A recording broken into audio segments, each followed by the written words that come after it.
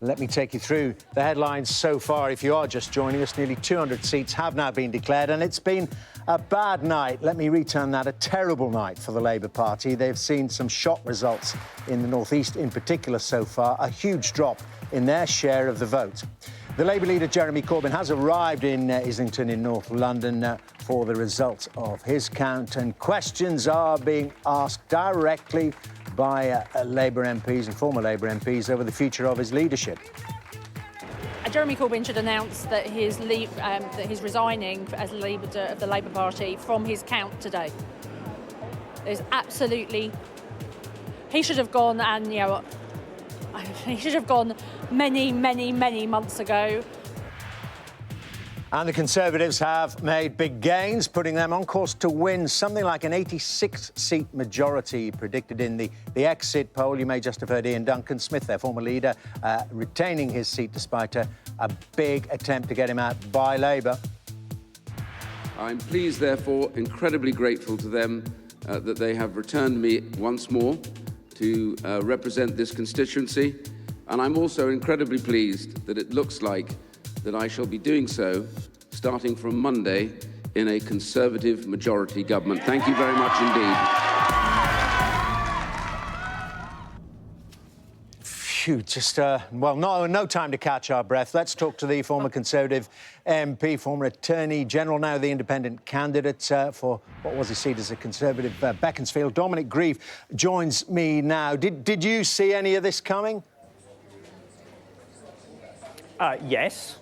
I think it was fairly obvious from the very start of this election campaign that it was being commenced on a footing that was undesirable for those who had an argument to make in respect of moderation. And the main reason for that was because the Labour Party was being led by a person who is not moderate in his views and therefore is a bogeyman to a very large number of the electorate. And that, from my point of view, standing as an independent, was always going to be a very considerable challenge because the fear of Jeremy Corbyn means that people feel that they're between the devil and the deep blue sea, and therefore they're more inclined to the deep blue sea, even though they don't trust Mr Johnson. So there was always going to be that issue, and indeed it's featured very prominently in the course of the campaign. OK, I mean, you talk about challenges and your personal feelings. I mean, personally, do you think it's a challenge in Beaconsfield that you haven't been able to overcome? Yes, I'm sure that's the case. It's a pretty tall order anyway to take on a 25,000 Conservative majority that I built up over 22 years, and the area is deeply Conservative. Why did you bother? In its political inclinations. Because it was a debate that is well worth having and has to be had, and indeed, this election is not going to resolve it. If anything, it shows an even higher level of polarisation. And bear in mind that the polarisation is now, it seems to me, to be becoming even very acute, both in the context of Northern Ireland's relationship with the rest of the United Kingdom and also that of Scotland. So, as I'm a unionist, that's a matter of great concern to me and something that was a very good reason for standing. That was the reason for doing it. Otherwise, I could just have walked away, and I never wanted to do that. John Bercow wants a word. Dominic, you and I have known each other for over 30 years. And we've been colleagues together in the House of Commons for over 20 years. Let me just say this to you. If you have been unsuccessful tonight, not going to continue as the Member of Parliament for Beaconsfield, I think the House of Commons will be poorer. I think the country will lose out because you have been an outstanding public servant.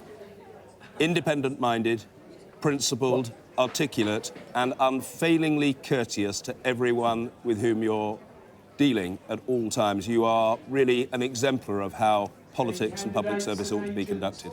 OK, well, that from John Bercow, but you're not going to be an MP, Dominic Grieve. You know, what does this tell us, then, about you and other independents from all parties? It seems we're back to the big two. If you leave, you're going to get thrown out. That may be the case, although it doesn't mean that in the future independents may not prosper in certain circumstances. It certainly highlights the difficulty that independents have. I've always accepted that. In taking this on, I had I had a desire to do this because I thought it was right. I also had quite low expectations. But it's always worth going forward and making democratic debate, because the future of our country depends on it, and I am very worried about our country's future. I think it's at serious risk, both in the quality of life of its citizens and indeed our future as a United Kingdom. What are your thoughts about the nature of Brexit? No doubt the withdrawal agreement will be passed by the House of Commons very soon, but it's the shape it then takes after that. And, you know, the one theory doing the rounds, isn't there, that with this size of majority, if it does turn out to be that, and it pretty much looks that way, might even be a bit low, that exit poll, the way things are going. Yeah. It frees Boris Johnson up. He doesn't even have to pay any attention to the ERG. Well, I don't know about that. Time will tell whether Mr. Johnson's policy succeeds. And on that note, I'm going to have to leave you because I've been called over to the table for the candidates.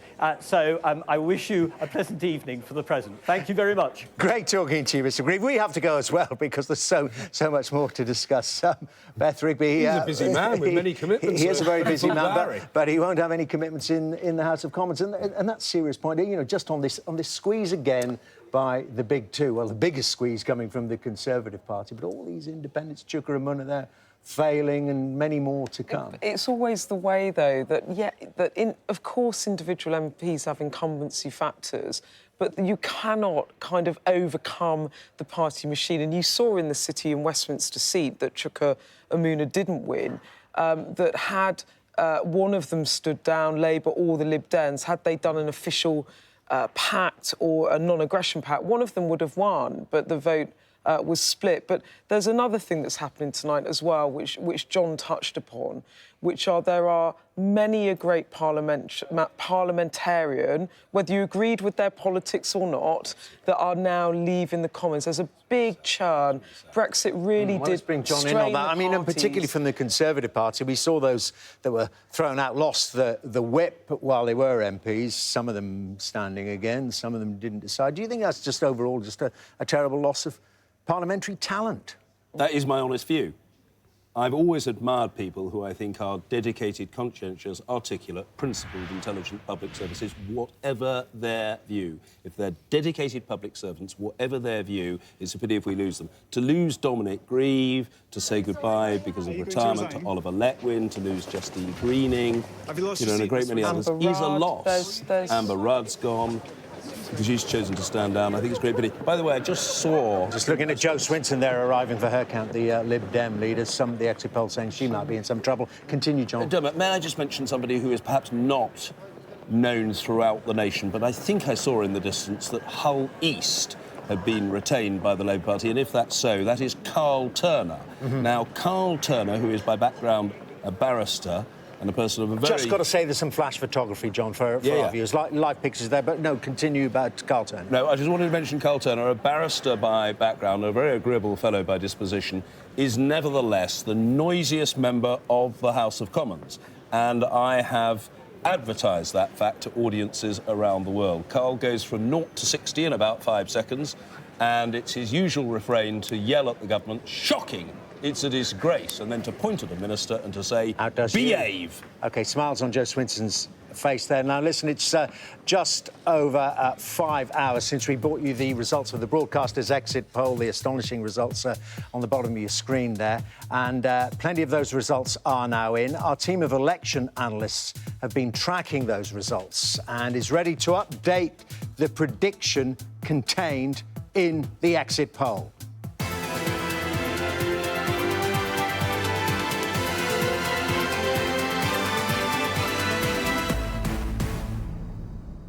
And we at Sky News are now forecasting the Conservatives will win between 358 and 368 seats, and Labour between 192 and 202. That would mean a Conservative majority of between, depending on which end of the forecast you go with, of between 66 and 86. So a range of 10 seats in it for both those parties. Let me take you through them again. Sky are forecasting clearly a Conservative win, a very large majority. The Conservatives and Boris Johnson will win between 358 and 368 seats. Labour 1922202. And Sky's election analyst, Professor Michael Thrasher, is with me now. Tell me how you've worked this all out, Michael. Well, we're looking at actual results, and we've been waiting to get enough results from every region because we're using a regional swing model, and it's really quite close to what the exit poll is saying. Although we may be saying that actually the majority may be slightly lower than the exit poll had forecast. So, if you like, the mid-range forecast that we're looking at currently would be a majority of 76. Well, I mean, you're amazed by the way this is panning out. This is the fourth election when the Conservatives are going to be either forming a majority or the largest party. I mean, have you ever seen anything like this? No, this is an exceptionally unusual election. For me now, I think the critical figure psychologically and, of course, electorally is whether Labour will pass, the important mark of 200 seats. And on the upper end of our projection, a forecast for Labour is 202 seats, but they could be as low as 192. But even on 202, even on the high end of that, that's still worse than Michael Foot in 1983. And still, yes, and you'd have to go back to 1935 for such a low result as that. So, but we are getting closer and closer to being able to sort of pinpoint where the parties may actually finish up. But this is actually after just 200 results are in, so less than a third. And we're seeing it happen because Sir John and I were conjuring just on the numbers from the exit poll, and you're more or less staying on those, where the seats are being won and lost, because it seems the Conservatives are losing some seats, particularly in Scotland and indeed parts of London and the South East, but boy, they're compensating for it elsewhere. Yes, but they're also, I mean, for example, Labour held on to the... Stay with us, Michael. Better go to Ishan Walton, Foreign Secretary, again targeted by these tactical voters. Here we go. The number of votes cast for each candidate at this election was as follows. Ashurst Peter Renardard, 2,838, 2838.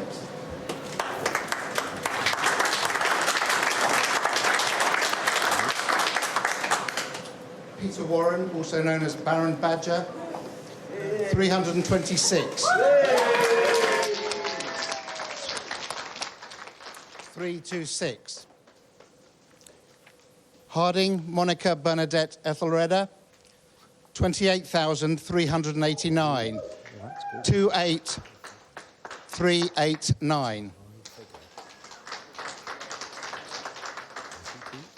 Keynes Kylie, 347, 347.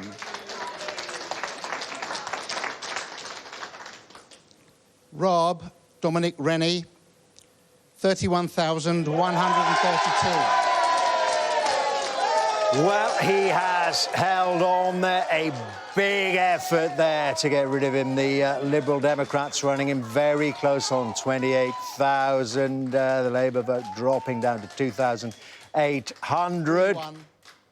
Dominic Raab back there. Another important seat. Taylor. Richmond Park declaring. Zach Goldsmith trying to hold on for the Conservatives. Olney, Sarah Jane, Liberal Democrats, 34,559. Shaw, Caroline Teresa, Independent, 247. There we go. You can see for yourselves the Lib Dems have taken it. Sarah Olney ejecting Zach 61. Goldsmith from Richmond Park. He's rather yo-yoed there, bringing a by-election himself, which he lost over the issue of expansion of Heathrow Airport. He got back in. Well, he's out again now. And first Lib Dem gain of the evening. Let's go to Anna Botting, talking about the big beast now. Anna Botting is in Uxbridge in West London. We're talking about the Prime Minister's seat, Anna. What's going on there? The people of this country We're actually talking about the Shadow Chancellor's seat, John McDonnell, Hayes and Harlington. The result just come in. John McDonnell won it, but while he was making his acceptance speech, talking about people waking up in poverty, food banks and climate change, people started shouting at him. First of all, terrorist, and then liar, and then a fight broke out. Take a look at these pictures from the count. You're lucky, then you're terrorist.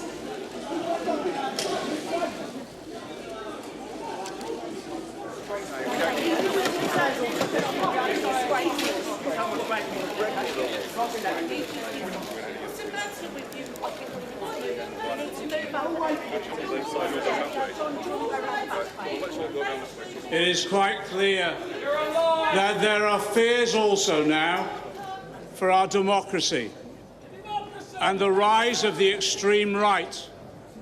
But I say now that we will organise and we will ensure this type of democracy will reign, that our democratic wishes of our people will be respected, and this sort of extreme right-wing violence will not be tolerated within our society.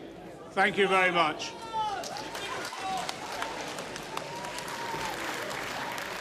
So the response there of John McDonnell as he walks away, but it shows really the febrile atmosphere that we've been brought to during this campaign, and now he, of course, blaming the far right. We have to say, do not know who it was who was scuffling there in the background, but even during the postal voting, we saw arguments here as well, so clearly tensions running high. Kate McCann, you're here certainly. Very extraordinary scenes here at a count with somebody so senior, Shadow Chancellor. Yeah, you can really feel the tension in the room, and you could see there from that footage just how kind of violent really that fight was. There was a proper punch thrown. Somebody was punched in the head. John McDonnell, before that happened, was making a speech which sounded very much to me a bit like a leadership pitch. We've heard Labour MPs across the country say, Ruth Smeeth very pointedly before, that Jeremy Corbyn should have announced his resignation. Leaving Uxbridge to go to the result in Islington North, Jeremy Corbyn's seat. Announcing the results of Islington North. Thank you. I, Lindsay Roberts-Egan, being the acting returning officer at the election of a Member of Parliament for the Islington North constituency, held on Thursday, the 12th of December 2019, do hereby give notice that the number of votes recorded for each candidate at the said election is as follows. Nicholas Charles Ellsworth de Elves, known as Nick the Incredible Flying Brick, the official Monster Raving Loony Party, 236. James Clark, Conservative and Unionist Party, 5,483. Jeremy Bernard Corbyn, Labour Party, 34,603.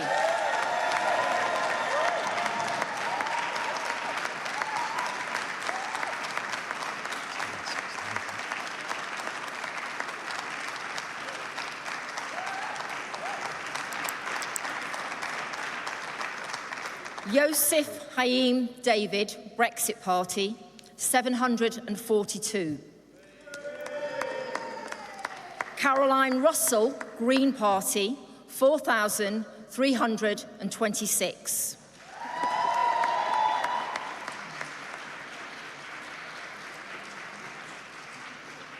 Nicholas Richard Wakeling, known as Nick Wakeling, Liberal Democrats, 8,415. The total number of ballots rejected is as follows. Want of an official mark, 0. Voting for more candidates than a voter is entitled, 37. Writing or mark by which a voter could be identified, 2. So Jeremy Corbyn there holding on to his constituency in Islington North with over 34,000.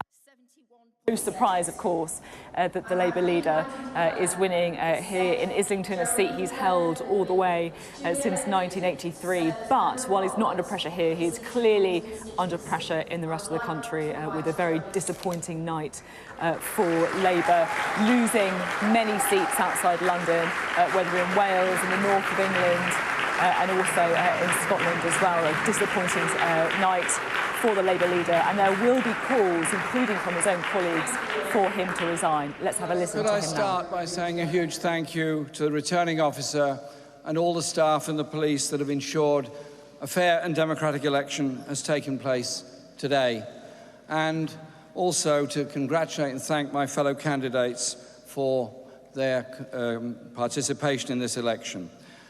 And also a very heartfelt thanks to the people of Islington North for electing me again for the 10th time to represent Islington North in Parliament. I'm very, very proud to do so, and I've learned so much from the people of Islington North, and it's my pride and my pleasure to continue to be their representative in Parliament.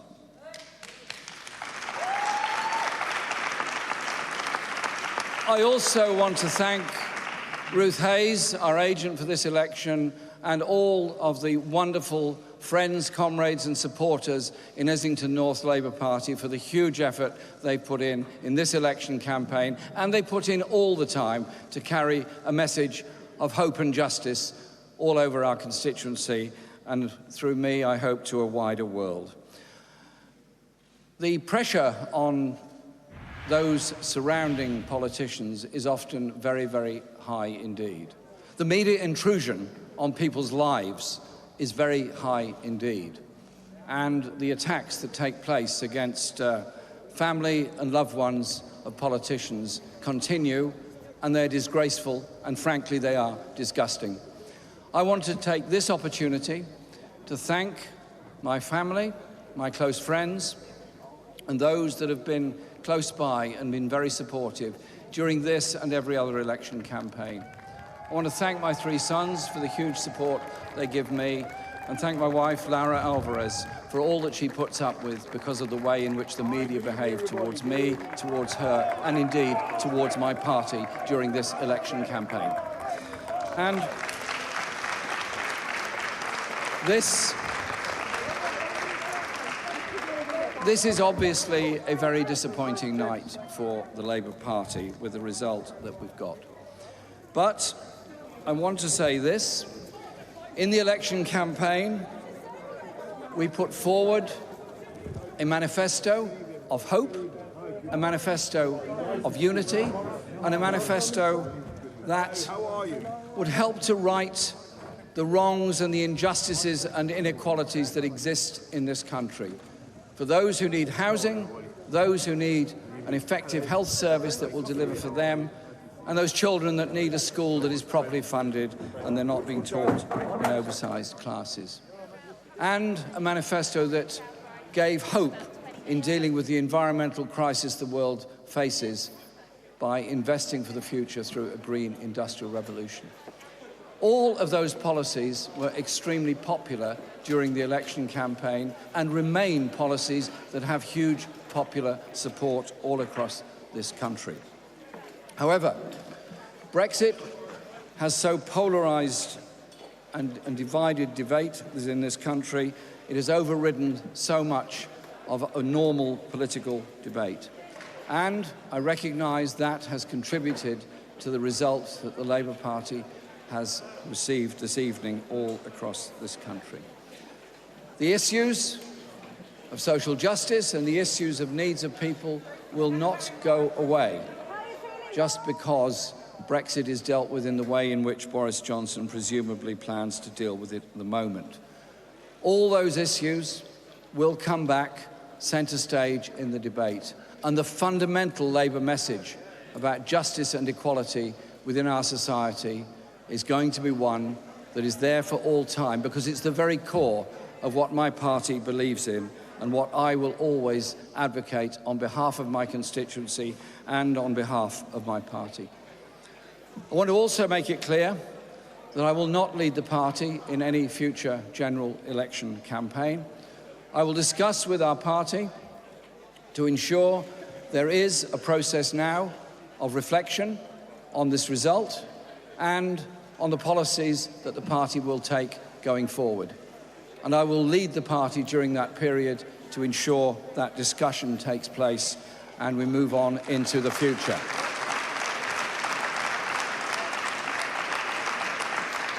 because I'm we're very going to proud go from the Labour leader currently, how much longer we're asking, to the former and most successful leader of the Labour Party ever, former seat, Tony Blair's, of course, Sedgefield. Is it about to turn blue?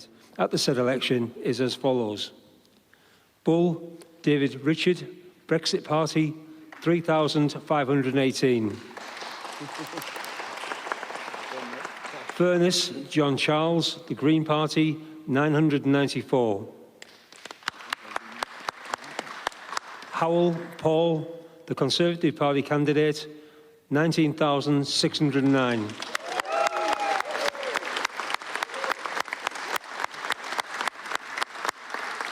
Joyce, Michael Anthony, Independent, 394.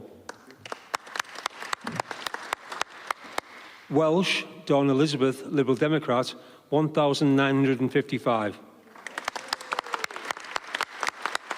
And Wilson, Philip, Labour Party, 15,096.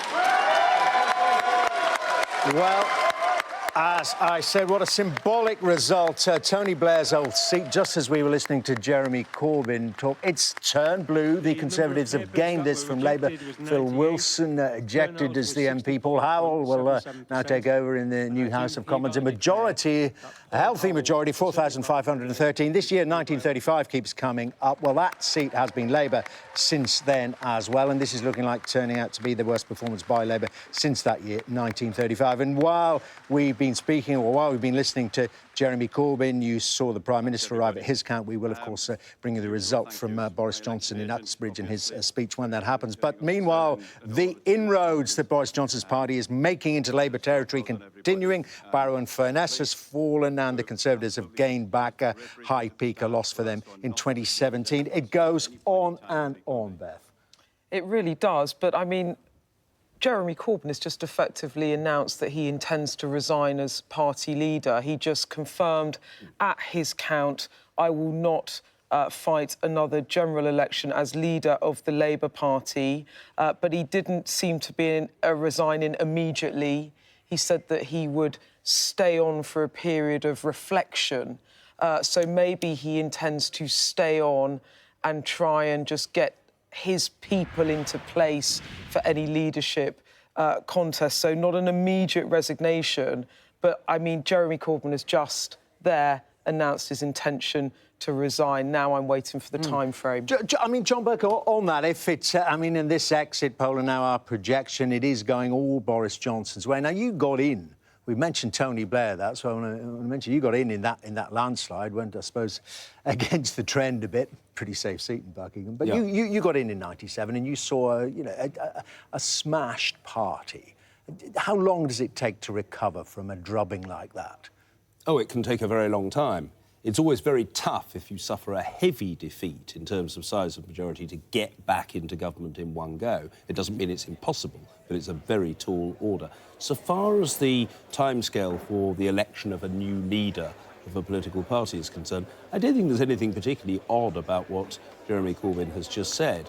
I mean, if you think, for example, of the Conservative Party in 2005, after a notable and quite heavy loss, Michael Howard announced that he would step down, but that he would oversee a process leading to the election of a successor, and he finally stood down several months later. So I don't think there's anything particularly quirky or irregular about that. It seems to me to be a perfectly orderly thing to do. But what Jeremy was signalling was that he didn't intend to try to lead his party into a subsequent election, and that seems to be crystal clear. Yeah, a lot of self-searching perhaps going to go on pretty soon in that party. Let's concentrate on what is going to remain clearly on this projection, the party of government with a big majority there. You can see that mane of hair on the right-hand side of your screen with his back to us, the Prime Minister, Boris Johnson. We're expecting his result very soon. We're going to hear that all, hear the result and hear his speech afterwards. As you may know, Anna Botting is there. Over to you, Anna.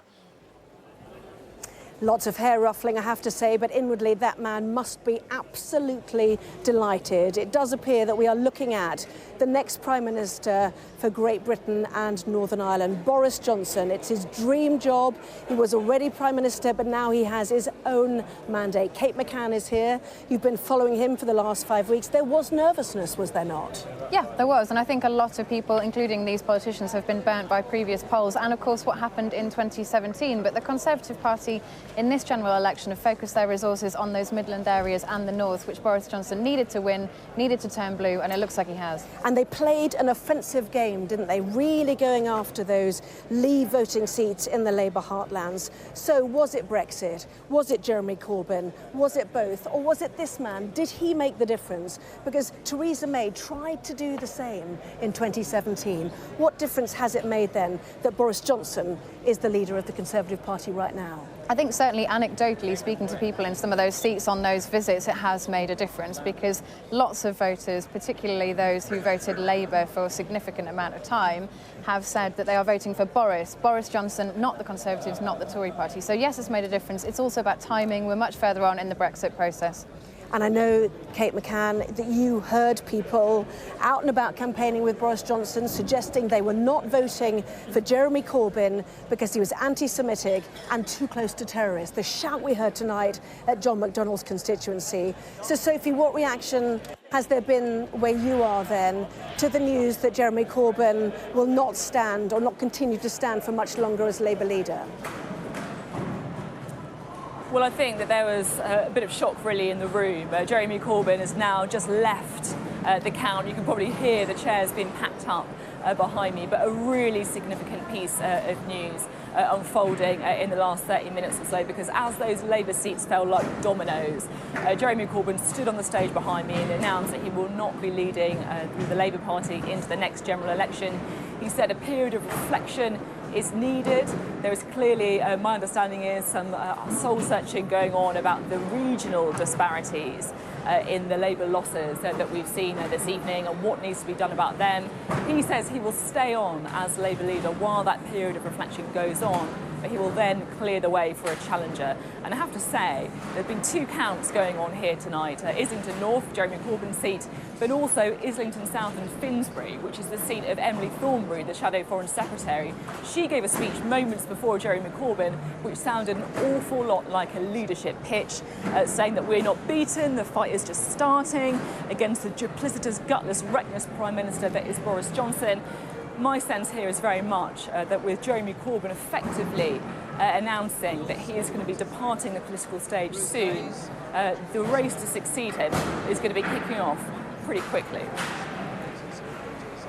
Very interesting, Sophie. Thank you very much indeed. Well, the noise you can hear in the background now is actually that Boris Johnson's dog is at the count, Dylan, who we saw, obviously he took him voting with him earlier today. But certainly for the Prime Minister, the person, I say the Prime Minister, we don't know yet, do we? It's not totally confirmed. Dermot, back to you for the moment. OK, Anna, thank you very much indeed. Lots of developments. They just keep coming in. Don Valley has fallen to the Conservative Party. Caroline Flint going there. And you may remember at the start of the campaign that a lot of flooding in the area, and it was thought that the reaction by the government might have had a lasting effect on the election. Who knows about that? Anyway, Caroline Flint, of course, supporting the withdrawal agreement bill against the Labour whip in many votes. Wasn't enough to save her, though, in that Leave-leaning seats. There you go. Look how far the Labour vote fell. 17.8%, nearly 18%. The Conservatives didn't actually go up very much, but the Brexit Party have come in there. Nigel Farage deploying his party against those Labour seats and taking 13.7% of the vote. Is that what made all the difference? Lib Dems up a smidge, as were the Greens. Also hearing, just in terms of seats we've been watching closely, Fife North East. Now, this was the most marginal seat in the country. Well, something a little bit to cheer for the Liberal Democrats. Two, that's right. Majority of two there for Stephen Gethins. Well, he's out, and the Lib Dems are back in. Is there a little bit to cheer for the Liberal Democrats taking that seat? There you go. Let's have a look at it. So, By the standards of that seat, a thumping majority for Wendy Chamberlain, 1,316. Four figures, she'll be happy with that. Stephen Gethin's 18,447. I mean, the other side of that coin is that it's clearly not Beth Rigby going entirely the SNP's way. They're predicted to get something over 50 seats tonight, up from 35. So it is going to be a good night. You know, not there in Fife North East. Well, look, though, I mean, in the big scheme of things, 35 seats in 2017. They were hoping to get in the mid-40s. The projection puts them back in the 50s. I mean, you know, Scotland is going SNP again, and what was interesting was there was a sort of expectation that the Conservatives... Great Grimsby, Beth. We all want to see this, don't we? Yeah, absolutely. 1,070. Barker, Christopher Paul Howard, the Brexit Party, 2,378. Emerson Lloyd Layton, the Green Party, 514. Nietzsche Leah, the Conservative Party candidate, 18,150.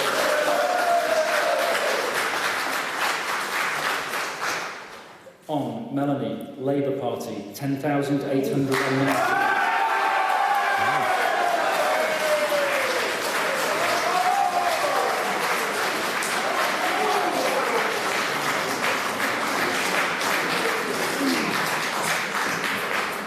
Win, Nigel James, Independent, 156. The number of ballot papers rejected was as follows. One with official mark, That's all you can say to that one. There was an intake of breath here, John Burke. Melanie on out, 10,891. And look at that change. The Conservatives there, 18,150 in Great Grimsby. It just does keep going on and on, excuse the pun. Yeah. Labour since 1945. Yes, a pro-Brexit avalanche has knocked out Melanie on.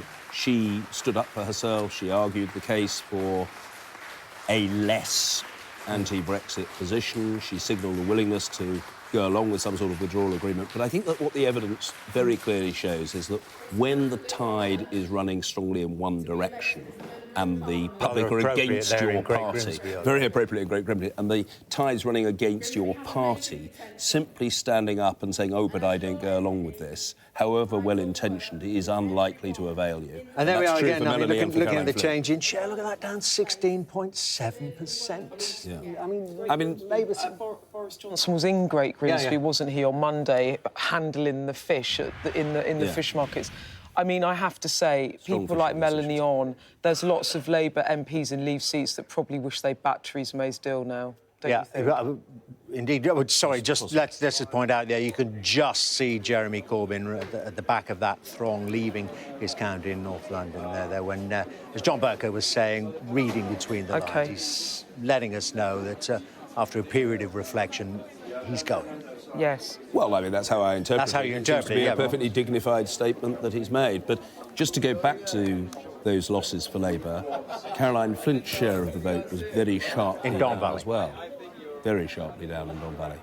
Indeed. OK, well, listen, let's do some analysis. Sam Coates is crunching through all these numbers, and we've been looking, Sam, at this issue of the Brexit Party standing only in these formerly Labour-held seats.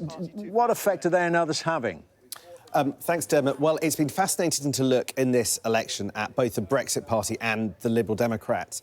And it looks as if the Conservatives were quite right to be worried about the impact of the... Sam, over to Uxbridge, Prime Minister's seat. Let's listen in.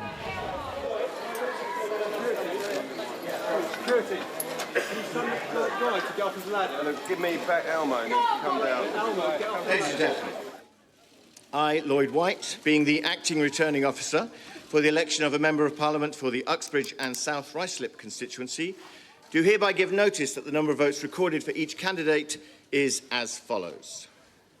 Harvey Jonathan David, commonly known as Count Binface, Independent, 69. Hughes David Stephen, commonly known as Lord Buckethead, The official Monster Raving Loony Party, 125. Burke Norma, Independent, 22. Courtney Jeffrey Dennis, UK Independence Party, 283. Humphreys Joanne Ilone, Liberal Democrats to Stop Brexit, 3,026. Johnson Alexander Boris de Pfeffel, commonly known as Boris Johnson, the Conservative Party candidate, 25,000.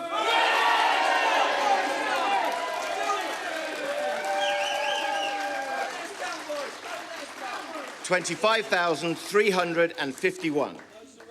Keir Mark Allen, Green Party, 1,090. Milani Ali Reza, Labour Party, 18,141. Right, we don't need to go any further then. We can clearly see the result there. They didn't lay a glove on him in reality, Ali Milani. They're in a huge effort by the Labour Party to decapitate Boris Johnson there to get him out. A huge attempt to mobilise some tactical votes there. But you see the Liberal Democrats, well, 3,000 of them still stayed with Joanne Humphreys. But the Prime Minister returned, as I say, didn't really lay a glove on him there. 25,351 for Mr Johnson. We should hear from him very shortly indeed. Let's just take you through some more of the numbers. We'll keep our eyes on the left-hand screen and turn that into some analysis for you, or will we? Here he goes. Good morning, everybody. Good morning, ladies and gentlemen. Thank you all very much. And listen, I don't want to tempt fate, because clearly lots of results are still coming in, and we're still only dealing with projections. But at this stage, it does look as though this One Nation Conservative government has been given a powerful new mandate to get Brexit done. And not just to get Brexit done, but to unite this country and to take it forward and to focus on the priorities of the British people and above all on the NHS. And yes, we will recruit 50,000 more nurses and 6,000 more GPs, and we will build 40 new hospitals. And I'm proud to say that one of those across the country, and one of those hospitals will be right here in Uxbridge and South RUISLIP. And I'm grateful once again to the people of Uxbridge and South RUISLIP for returning me to serve you. It is an absolute privilege to do this job and to work for you. And I thank once again the police, the council, everybody who's worked so hard all night to count for us, the returning officers. I thank my fellow candidates in all their glory, Lord Buckethead, and others, Elmo and others. Forgive me if I don't identify them all. But above all, I want to thank the people of this country for turning out to vote in a December election that we didn't want to call, but which I think has turned out to be a historic election that gives us now, in this new government, the chance to respect the democratic will of the British people, to change this country for the better, and to unleash the potential of the entire people of this country. And that is what we will now do, and if we are lucky enough to be returned, as the exit polls seem to suggest, then that work will begin tomorrow. Thank you all very much. Or rather, I should say not tomorrow, today. Today. Thank you all. Thank you all very much. Thank you. Thank you. Well, the Prime Minister there returned in Uxbridge, and as you heard, they're rather cheekily, perhaps, they're staying with those campaign pledges that were so questioned, in particular about the 50,000 nurses. He said they'd be new ones, 50,000 new nurses and the 40 hospitals. Well, that's by the by, because there was a big attempt, as we were saying before we heard their numbers there, to get rid of Boris Johnson, and they didn't really get very close. And as I must say, as the Prime Minister was speaking, the news just keeps getting better and better, and there's the defeated Labour candidate Ali Milani. Just before Anna Botting is there, I want to hear from her. But Joe Swinson, East Dunbartonshire, the Lib Dem leader. I think 55. David Murdo-MacLeod, UK Independence Party, UKIP, 208. Liam McKechnie, Scottish Family Party, 197. Callum McNally, Scottish Labour Party, 4,839. Carolyn Scrimger, Scottish Green Party, 916. Joe Swinson, Scottish Liberal Democrats, 19,523. Hear the cheers there. That's because Joe Swinson, we were talking about a so-called decapitation strategy, an attempt to remove Boris Johnson. Well, in terms of leaders who've gone, that's the second one. Nigel Dalton, Westminster leader of the DUP, has gone. And the SNP, as you can see there, have taken East Dunbartonshire. Joe Swinson will no longer be an MP. Well, so many questions being asked, even during the campaign, about the nature of the Lib Dem campaign. Well, we'll talk about that an awful lot more later, but there we are. Joe Swinson is out of Parliament. Another gain for the SNP. Well, we knew from the exit poll it was going to be a good night for the SNP. They had to win the seats somewhere, and they've won one of them, gained one of them from East Dunbartonshire. The SNP triumphant there. Let's listen to the winning candidate, and then one presumes from a rather upset-looking there, yes, a rather upset-looking Joe Swinson. Here's the winner. And to all those working the count tonight, and to the polling stations all across East Dunbartonshire today, thank you so much for your patience and your commitment. This is an absolute privilege. Thank you to the good people of East Dunbartonshire for putting your trust in me as your new MP. I'll work tirelessly to represent you all. This sends a clear message to Boris Johnson that the people of East Dunbartonshire reject austerity, we reject poverty, and we reject all of the damage that the Tories and the Liberal Democrats have imposed on the people of Scotland. On a personal note, from me, what I say to Boris Johnson is hands off our NHS. But emphatically, this is a clear message that the people of East Dunbartonshire want to choose our own future. Not the future of Tories. The Tories have been imposing on us. This could not be a stronger mandate for us to do so. So Boris Johnson, you listen loud and you listen clear. Scotland has had enough of your policies being imposed on us.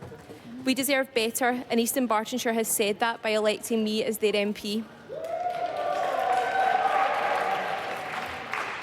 I have so many people to thank, from my partner Sean, who's been there for every single high and every single low, to my parents who've always taught me to believe in myself, from my brothers, my boss and my close friend Rona Mackay MSP, my extended family and friends, my election agent Gordon and my campaign manager Dennis, and to every single activist who chapped one door or 10 doors for me, who delivered one leaflet or 1,000 leaflets for our campaign.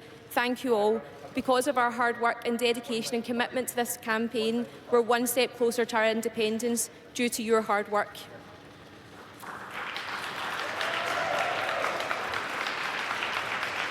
To any young woman out there watching this, you've got two women here with very different ideological views, and myself and Joe Swinson. But what you can take and what we show you together is that young women can smash boundaries, they can smash barriers. So don't ever let anyone tell you that you can't or that you're not good enough. Believe in yourself the way that me and Joe have, and know that there is no limit to what you can achieve. And finally, just to finish off, there's one person that I really wish was here tonight to share this with me. I lost a very close friend during this campaign who believed that I could be the MP for East Dunbartonshire long before I thought I could. So John, this one's for you. Thank you, everyone. Thank you.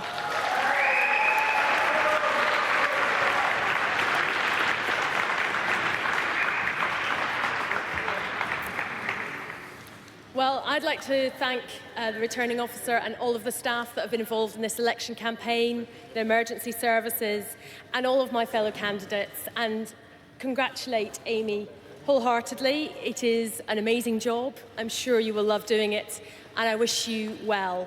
And what you said about young women and smashing boundaries, I wholeheartedly agree. I would also like to thank my agents, Liberal Democrat campaigners and activists who have made this campaign special with the additional challenge of doing it as leader of the Liberal Democrats too. I particularly would like to thank my mum, my sister Nicola, my husband Duncan, and our two darling boys, Andrew and Gabriel. And I would like to thank the people of Eastern Bartonshire for putting your faith in me for 12.5 years to represent this wonderful place.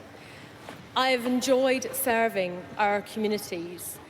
I've enjoyed having the opportunity to make a difference, whether it's here on local issues, whether it's supporting people working on the national minimum wage by introducing penalties for rogue employers, whether it's women in our economy by introducing gender pay gap reporting.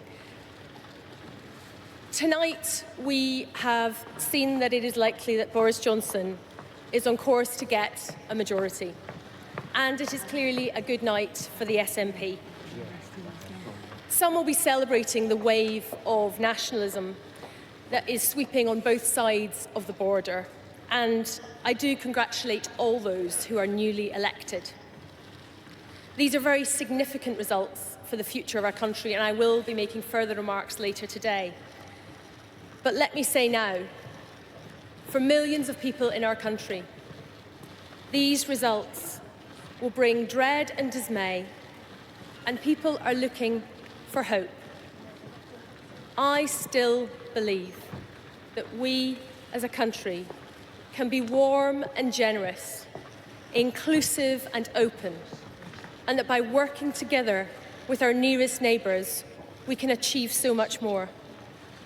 Liberal Democrats will continue to stand up for these values that guide our liberal movement: openness, fairness, inclusivity. We will stand up for hope. Jo Swinson there, the leader of the Liberal Democrats, no longer an MP, though, just narrowly lost her seat there in East Dunbartonshire to the SNP, a majority of 149 for Amy Callaghan of the Scottish National Party. So not too good night for the Liberal Democrats, just got an awful lot worse. Personally, for Jo Swinson, she's not returning to Parliament. And many questions then about her leadership, but a very big win then, very big scalp for the Scottish National Party, and predicted to do well. Well, they're already doing very well in Scotland. They're obviously up 9 seats so far. They've taken 4 from the Labour Party. They're just hearing, though, for Jo Swinson, the Lib Dems have taken St Albans. But I want to go now to the leader of the Scottish National Party, Nicola Sturgeon, and this was her reaction to that result in East Dunbartonshire, her candidate getting home.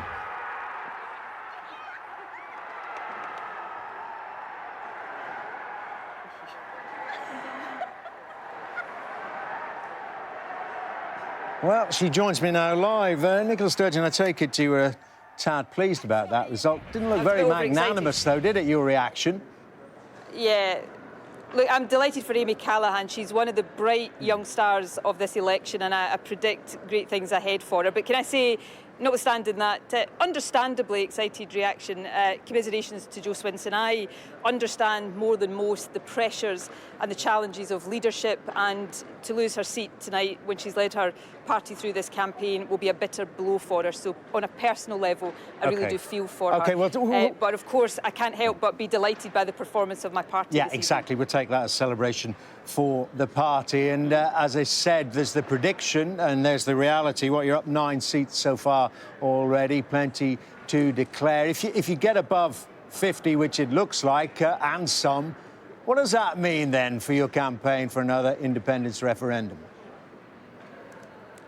Well, if we win the election, and it looks as if we're on course to win the election and win it well, you know, the exit poll may slightly overstate where we end up, but we're going to win this election, and we put forward a very clear proposition, and people in Scotland will have made very clear that they didn't want Boris Johnson as Prime Minister, that they don't want Brexit, and they want Scotland's future to be in Scotland's hands. And there is a mandate now to offer the people of Scotland a choice over our own future. That mandate already existed and it has been reinforced. I absolutely readily accept that not everybody who voted SNP yesterday will support independence necessarily, but there is a clear desire and endorsement for the notion that Scotland should not be landed with a Boris Johnson government and ripped out of Europe against our will. We should have a choice over our own future, and that mandate has to be respected.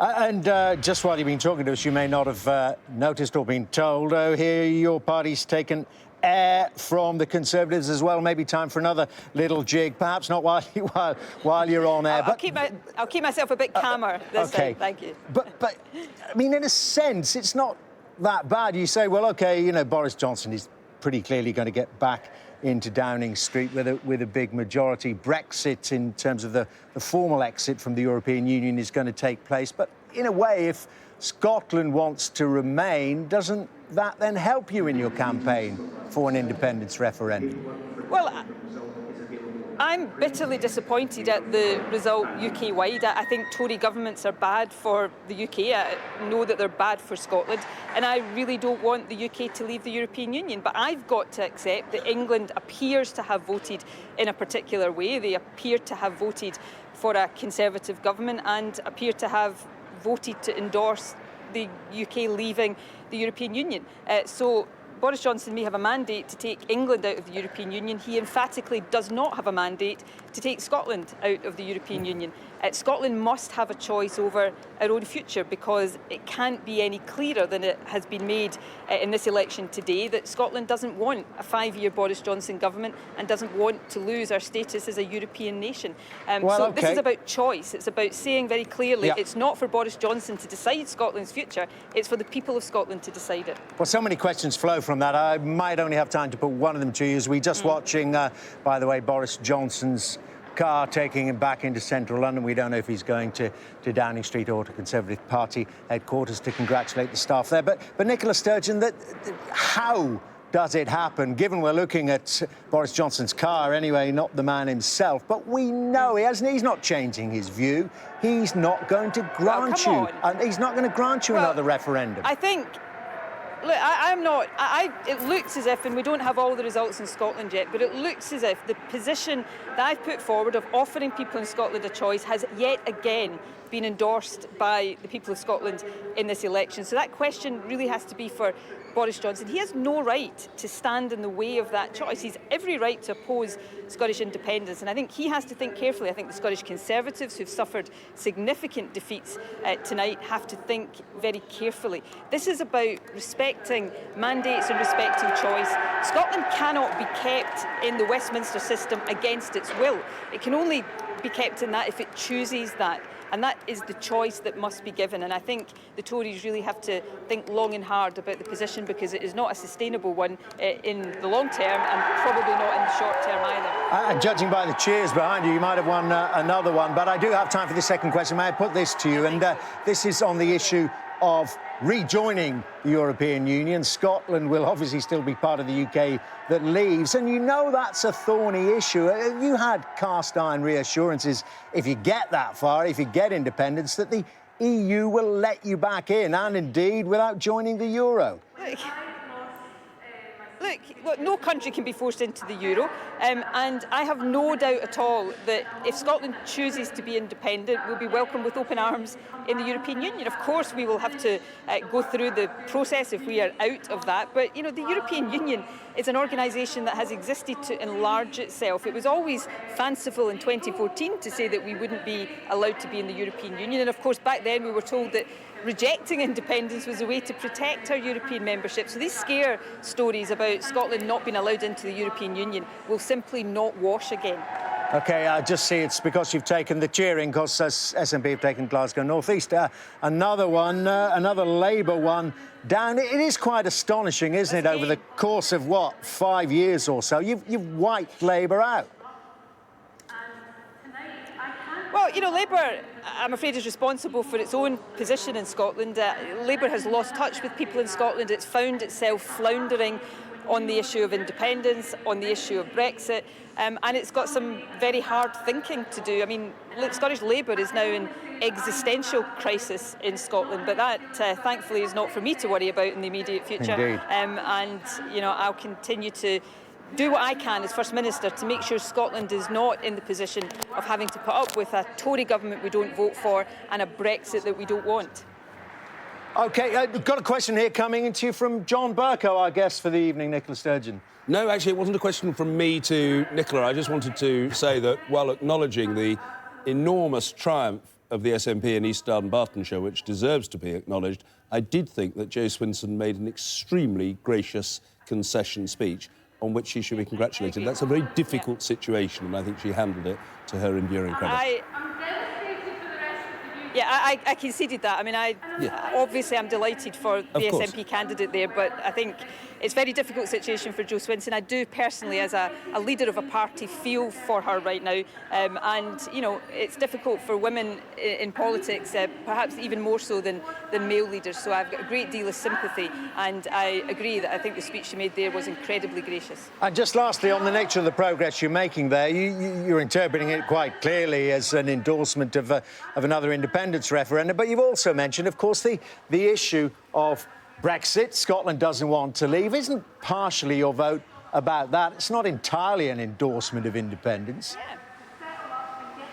Well, of course it was an emphatic rejection of Brexit, but, you know, given how England has voted, it looks as if Brexit is going to happen, and therefore that makes it all the more important that Scotland has a choice about its future, because we've demonstrated yet again we don't want Brexit and we don't want to be outside the European Union. I will absolutely readily concede that not everybody who voted SNP yesterday will necessarily vote for independence in a referendum, but people must have that choice, and that's the fundamental issue of principle that was very much to the fore in this election and will be to the fore in the days and weeks to come. Nicola Sturgeon, great talking to you. Thank you very much indeed. Thank you. Leader, the rather triumphant leader of the Scottish National Party. It's gone 4 o'clock. You're watching the Brexit election on Sky News. Let me take you through the headlines so far. And our Sky News forecast is predicting that the Conservatives will win the 2019 general election by a majority of between 66 and 86 seats.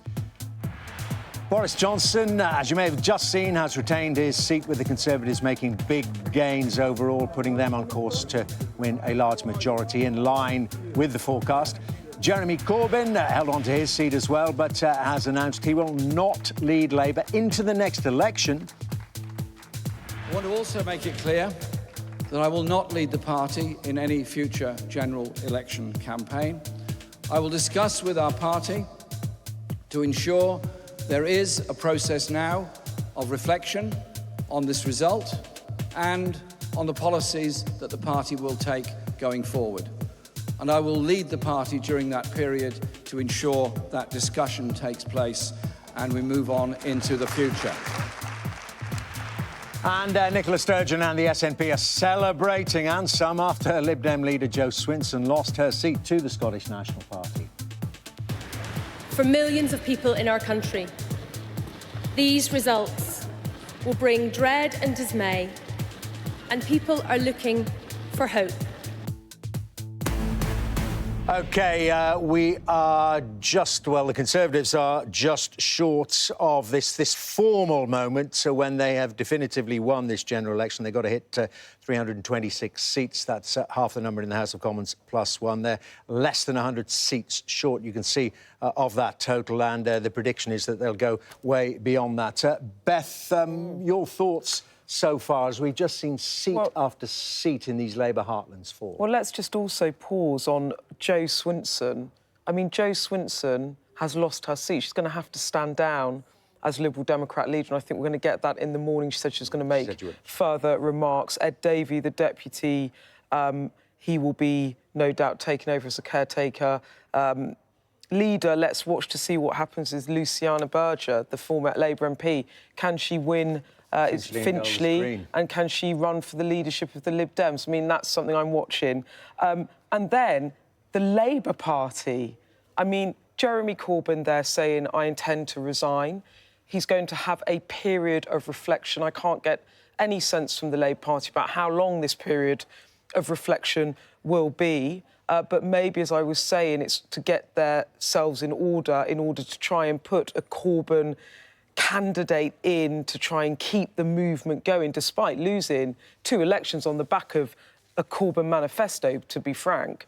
But big shock tonight, Laura Pidcock, Durham North West. She was a Corbyn backer. She is someone from that wing of the party that has been anointed, that was going to be pushed. that was potentially the future of that movement. She might have stood for the deputy leader. She's out. She has lost her seat in Durham North West. So there are serious upsets and movements in the rival parties to the Conservatives. But as you said, the Conservatives, I mean, Boris Johnson is heading to being the most successful pretty much master of all his surveys, perhaps. And John Burker, just on that issue of these decapitations, I'm calling it, perhaps that's the wrong word. Joe Swinson gone, Nigel Dodd's gone for the DUP, Jeremy Corbyn saying, well, he'll be gone, well, before the next election, presumably well before that. It's a night of real drama. Well, politics is a legalised blood sport, and it can be very brutal, and the consequences can be both very serious and very speedy. So there are always surprises at every election. I was particularly struck by what Jo Swinson had to say and by the manner in which she said it.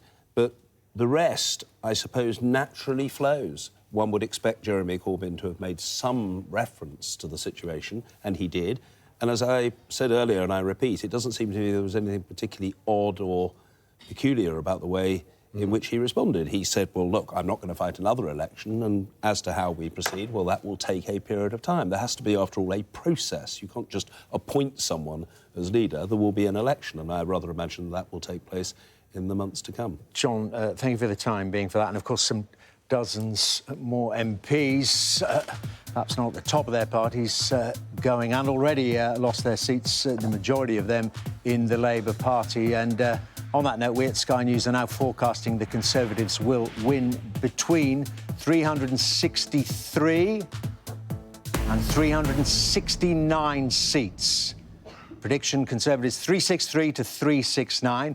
Labour will have between 193 and 199, below that 200 level. 193, 199 for the Labour Party. Now, that would mean a Conservative majority. The spread between those predictions of between 76 and 88. And Sky's election analyst, Professor Michael Thrasher, is going to be joining us very soon. But, I mean, it's just that we've been talking about this is the fourth term for some form of Conservative government. Honestly, I mean, it's unprecedented.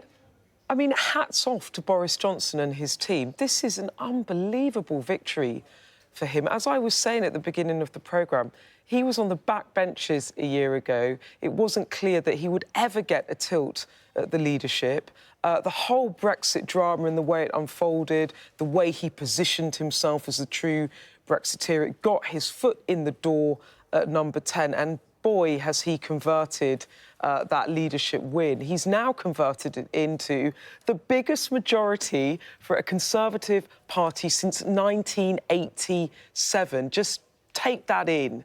I mean, he has become the most successful Conservative Prime Minister since Margaret Thatcher.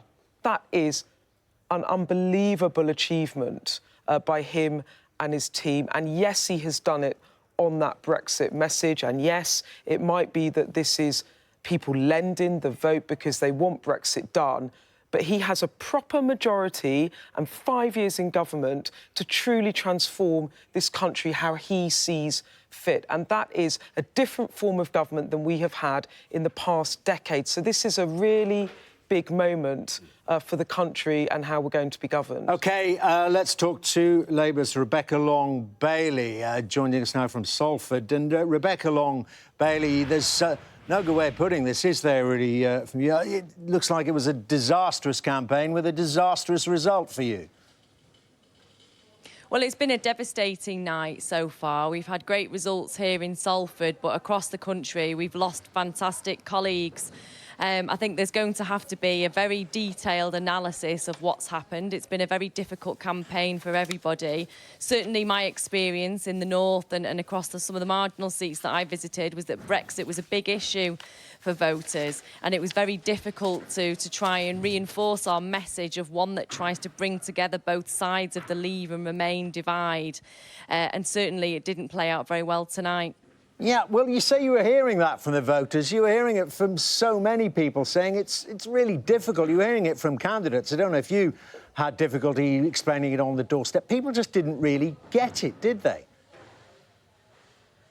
No, and I think the problem was that the message, you know, was lost in translation somewhere. It was quite a simple message that we were going to make sure that we got a credible deal that we would put to a final vote. But ultimately, many of our Leave voters felt that we were an extreme Remain party, and many of our Remain voters felt we were an extreme Brexiteer party. And never the twain would meet, and our position actually was to try and build consensus between those who voted Leave and Remain. But as I say, you know, there will be a very detailed analysis now of what happened and why we couldn't get our message reinforced on the doorstep. But sadly, as a result of that, and I'm sure other factors, we've lost some very good colleagues tonight. I'm going to ask you about the other factors. Just want to share, I'm sure you'd be delighted, Rebecca Long-Bailey. Donald Trump, the US president, has tweeted, imagine that, saying it looks like a big win for Boris in the UK. Look, you've just seen there, Birmingham, Northfield, another one has gone. They just keep dropping. It's got to be something to do with the leader as well, hasn't it? Well, there'll certainly be an analysis. I haven't spoken to anybody this evening apart from colleagues in Salford yet, and there'll be an analysis of whether Brexit played an important factor, which elements of our manifesto went down well on the doorstep, and broadly many of the proposals that we'd put forward were received quite positively. But ultimately the messaging of the campaign and how that campaign was delivered, I think, is a key factor, because it's all about the ground war at the end of the day, and whichever party fights that ground war well wins the election. The Conservative Party had a simple message but no policies, and it looks like they're doing very well tonight. Well, they did indeed. Well, there is going to be a vacancy. We heard that from Jeremy Corbyn himself. He says he's not going to fight the next election. Would you like to fight it as leader for Labour? Well, I think we'll be having discussions within the party. It's certainly not something that I've been thinking about, and we'll have to convene, look at the election, why we lost the election, and determine a process going forward. OK, Rebecca Long-Bailey, thank you very much indeed for your time. Ed Conway's up here now to talk us through some of these remarkable results, where the battles are being won and lost. Well, I say battles, it more or less looks like the smoke is clearing the battlefield. It's lost for Labour. I know, well, OK, so let's start with, can I ask a quiz question to the panel of wise people? Which do you think is the most Brexity constituency in the UK? The constituency that voted most for Brexit? Can I offer a view? I may be completely wrong, but my hunch would be Boston and Skegness. Former Speaker has it completely correct. 76% Boston and Skegness. How I was not consulted on that. How am I doing if I said Great Yarmouth? Is up there. I'm up there, aren't I? And Great Grimsby as well. So 71% leave Great Grimsby, of course, gone to the Tories. And let's have a look at that, because there's an interesting story there if we look at the numbers there.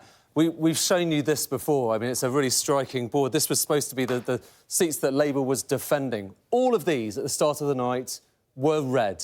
All of these seats.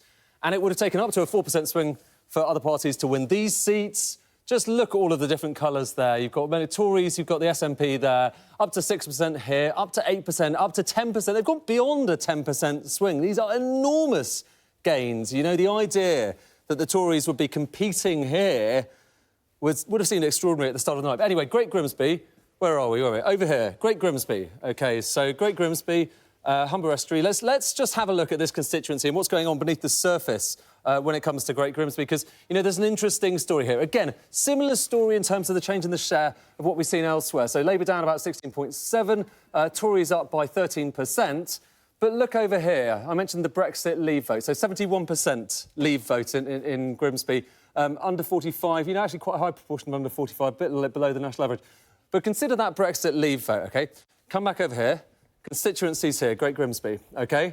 What we're going to do is we're going to take all of these constituencies and plot them on a chart, just showing you the Brexit vote in different declared seats. So we'll just take this one, look at these. They're going to go across all of these seats, and Great Grimsby is over here. Now, these are the areas that voted the most to leave the EU in that referendum 3 years ago, sorry. And then these are the areas that voted most strongly for Remain. So we've plotted them. This is every single constituency that's declared so far tonight, or this morning. And just look at how much blue there is around here. Now, this is the key battleground that the Conservatives have done so well in so far over this election. They've been winning seats off Labour around here. And actually, if we kind of take a step back and look at this, you know, here we have it. Here we have one of the new battlegrounds for this election campaign. The Tories really fighting very well here. And then Labour, the SNP. Look at how much yellow there is for the SNP in these areas that voted to Remain. These are the Remain areas. Remain over here, Leave over here, and just look at that big glut of constituencies right there. You know, we've yet to see the end of all of these constituencies being declared. More are coming in every moment, but already you can see the geography is changing. And that old geography that we're used to, I'm going to do the same thing again. The old geography, which was all about class and deprivation, we take all those, put those across in terms of deprivation. You know, it was Labour dominating this area, and now look at how many Conservative seats, these are the most deprived seats in the UK. Look at how many Conservative seats there are there in these areas, many of them in the northeast. You've got a lot of SNP there as well, so winning seats off Labour there. And then the Tories still doing well here. But interesting, look, Labour, Lib Dems, you know, fighting in this area, which is the better off parts of the UK. This is, you know, the highest level in terms of, you know, our deprivation index, the best off places in the UK when it comes to kind of qualifications, when it comes to housing quality. Final question, actually. I'm going to go back to the table now. So final question here. There are 3 seats here, 3 Conservative seats. I can see Dermot. We've got John Bercow. Why are you asking us? Three Conservative seats. There's Henley, there's one of the Hampshires. There's one other seat, which is among the least deprived in the UK, hasn't yet declared. Any guesses? As to which this seat might be? As to what the seat might be? Well, I mean, it could be one of several, but New Forest West would be an example of a... It's Buckingham.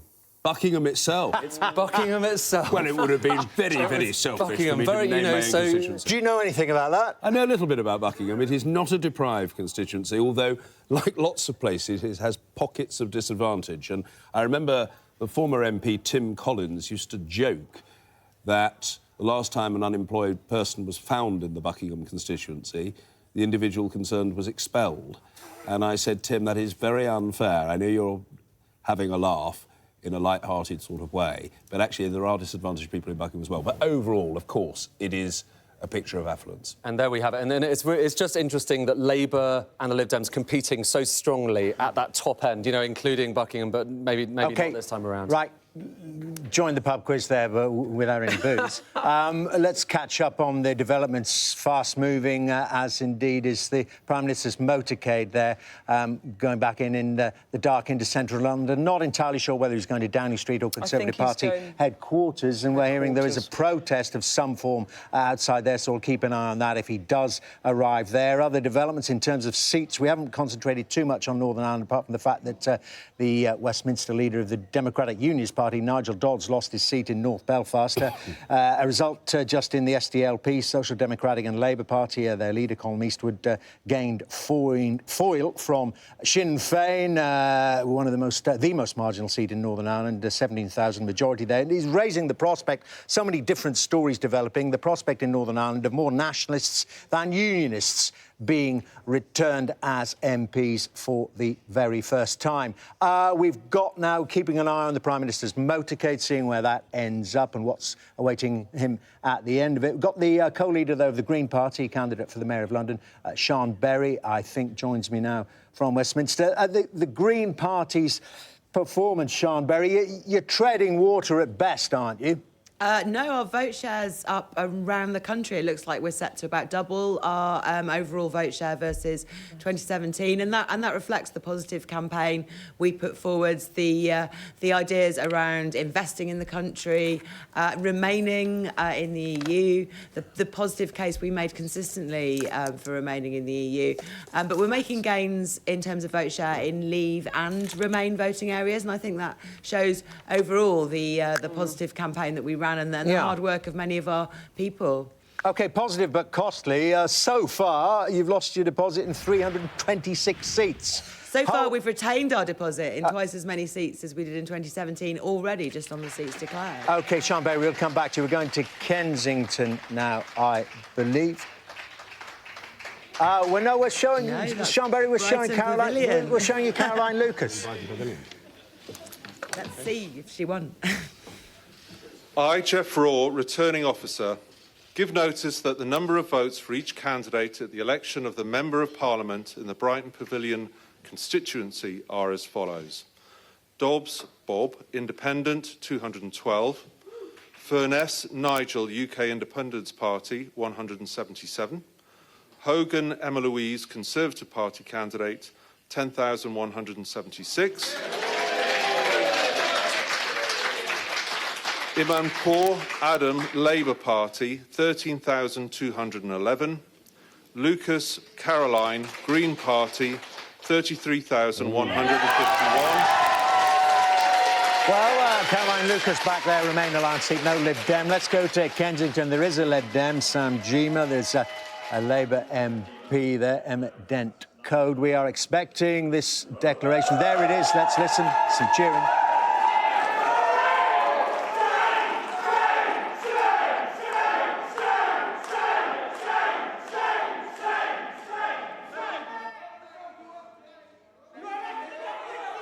Well, a bit of a protest going on there. Let's talk a bit more then until we get the returning officer speaking there. One of those big gains from 2017 for the Labour Party, Emmett Dent Code. But, of course, this high-profile Lib Dem put in there. Sam Gyimah, former Conservative, left the Conservative Party, across the floor to the Liberal Democrats. And again, hoping on some evidence of tactical voting. Let's see if they've split the vote and given it back to the Conservatives. Electorate 64,609. Ballot papers issued 43,855. The turnout 67.88%. And I do hereby declare that Felicity Christiane Barnett is duly elected as the Member of Parliament for Kensington constituency. What's this?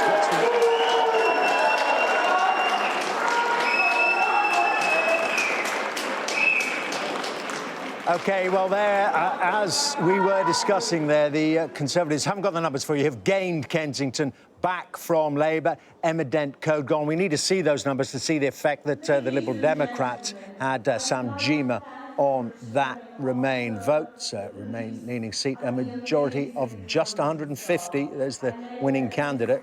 Second election in a row that you have had to do a recount, so thank you.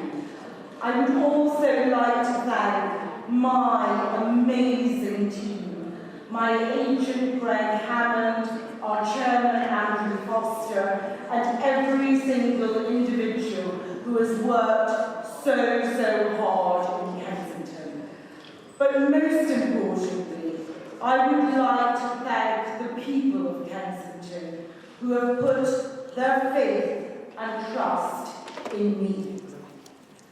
I want to be the MP for the whole of Kensington, whether that be the north, the south, or the middle. I want to bring together our communities. And I have a vision that Kensington should be the best place in London to live, to work and to learn. OK, there's Felicity Buchan back in Kensington for the Conservatives. A narrow squeak, but it seems that the Lib Dems and the Labour Party split the vote there and the Conservatives getting back in there. Just want to say they're seeing Crewe and Nantwich has gone. This was one of the ones we thought we would go, even if it wasn't such a good night for Boris Johnson. Crewe and Nantwich has gone. It's a swing seat. Indeed, yeah. Again for the Conservative Party. But just let's have a think there about Kensington, John Bercow. And it seems there, they just, if they wanted to put a Remain alliance together, they didn't get their act together. And we've seen it in several other seats where they had some high hopes, those that wanted at least another referendum. And there's another Conservative getting back in. Yes, I mean, it simply hasn't worked. And the attempt was made, but it's backfired or, at any rate, not succeeded. And as you say, a Conservative Member of Parliament has been elected for that constituency. I'm not quite sure, because we've not been given the figures. We need to look exactly at the figures. Who came second and who came third. But it's also this idea of tactical voting. You read so much about it online. They were saying this time it's the dog that doesn't bark. It is the dog that doesn't bark. And the other thing is the power of the party system as well. Because if you think about the way in which the tensions within Parliament split people from their traditional parties in the last Parliament. And you had so many of the defectors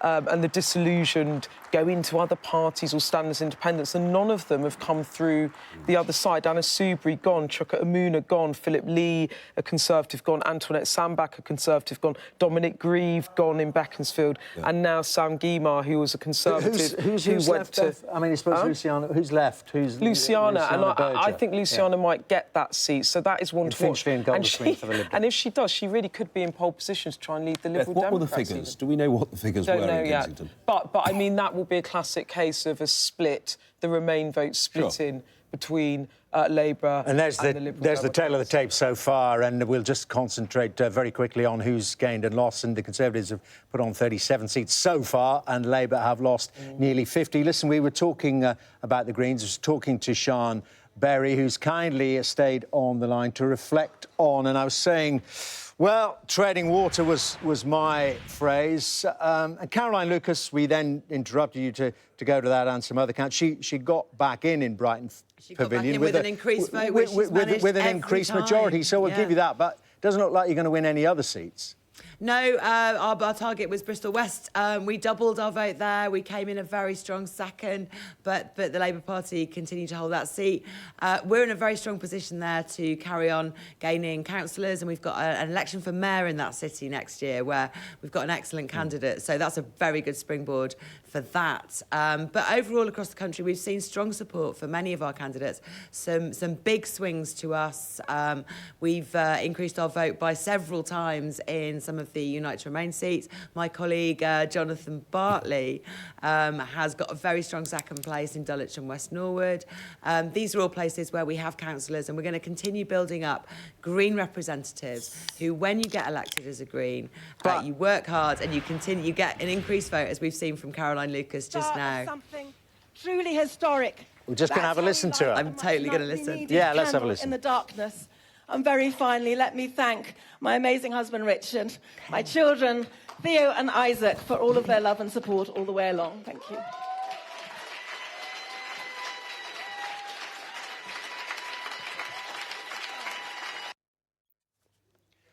OK, well, she's finished then, and delighted and delightful. You. Last question. I mean, you mentioned this, we're calling it the Remain Alliance. It was pretty feeble, wasn't it, compared to the Conservative Party and the Brexit Party? It was you in England with some of the Lib Dems, and in Wales with Plaid Cymru. I mean, you really had to get some kind of accommodation with the Labour Party if you wanted to make any inroads at all. I think this election should be a wake-up call for the Labour Party that they do need to work with other parties in order to overcome the problems we have with the electoral system. It's pretty clear now that the two-party system is not serving this country. First past the post is not delivering votes that reflect the people's wishes, and we need to sort this out, and we should be getting together and working towards some kind of electoral reform in the next Parliament. But Caroline Lucas will be there in Parliament. She'll be putting forward our good ideas, making sure that there's a strong Green voice there, and being fantastic as she always is. Yeah, I mean, I've just got to say that, haven't I? So Boris Johnson wins this large majority through the first past the post system and is therefore going to reform the voting system. Yeah, I can't pretend that Boris Johnson being Prime Minister is going to be good for the country. We need to see the country renewed. He's not going to deliver that. Now he has to deliver on his election slogan, which he absolutely refused to come on and give details of and take scrutiny of. Get Brexit done. I don't think in a year's time we're still going to be mired in a Brexit mess. And I think he's got a very difficult job ahead of him.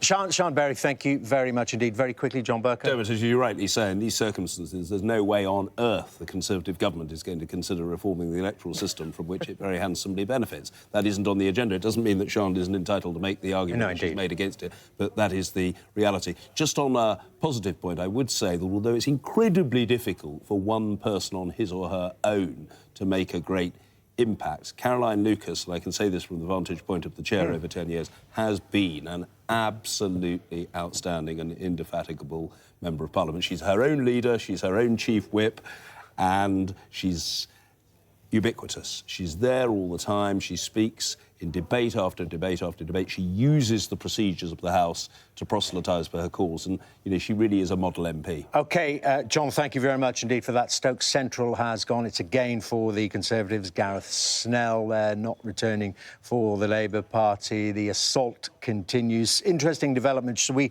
touched on them a little earlier in Northern Ireland. The headline being that the leader of the Democratic Unionist Party in Westminster, Nigel Dodds, lost his seat. Many other developments, and there's our senior Ireland correspondent, David Blevins, to tell us about them. David.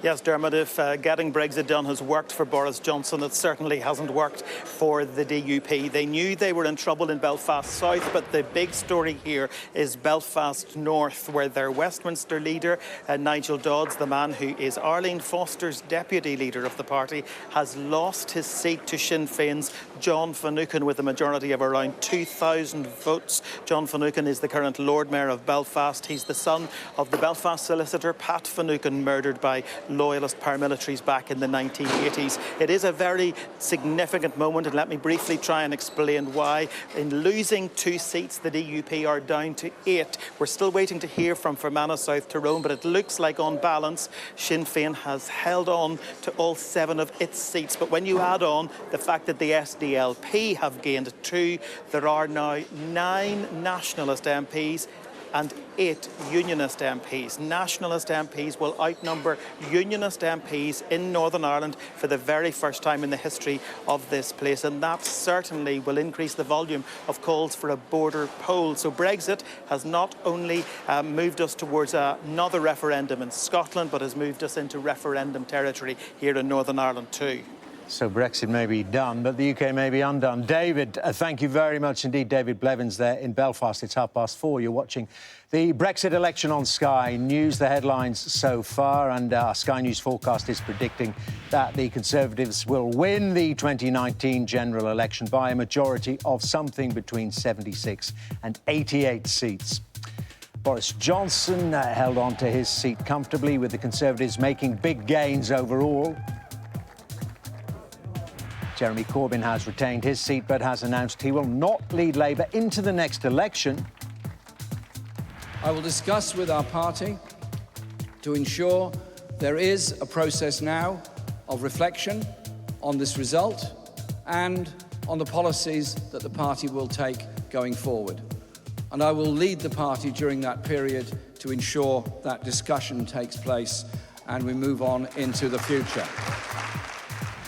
And Nicola Sturgeon and the SNP are celebrating.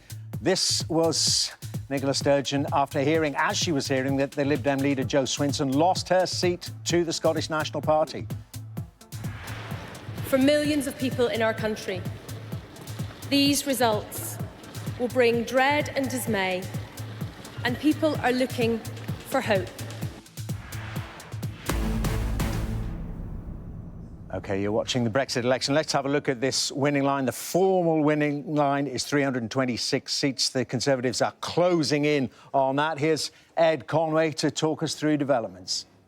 Yeah, that's right, Dermot. We are getting pretty close to that moment where there may well be a new government. 326 seats, all important, as you say. Where do these current results put the Conservatives and the Labour Party? Let's have a look. They are getting close, the Tories, 284 seats. And you can see that line just there. That line, they are aiming for 326. Remember, the Sky forecast has predicted the Conservatives to get between 363 and 369 seats, a majority of up to 86 seats. So we are getting closer and closer. You can see that there. Now let's just consider some of the big names who have been lost from the House of Commons, lost potentially from politics tonight. Let's consider, first of all, Jo Swinson, Lib Dem leader Jo Swinson in East Dunbartonshire, DUP deputy leader Nigel Dodds and Laura Pidcock. Some people, you see on the far right, some people thought that she might well be a future potential Labour leader. And consider as well Caroline Flint. Let's have a look at the next group of people, including Caroline Flint, she'll be seen as another high-profile Labour loss. Dominic Grieve as well. He ran as an independent in Beaconsfield. It was always going to be tough for him. Former Conservative.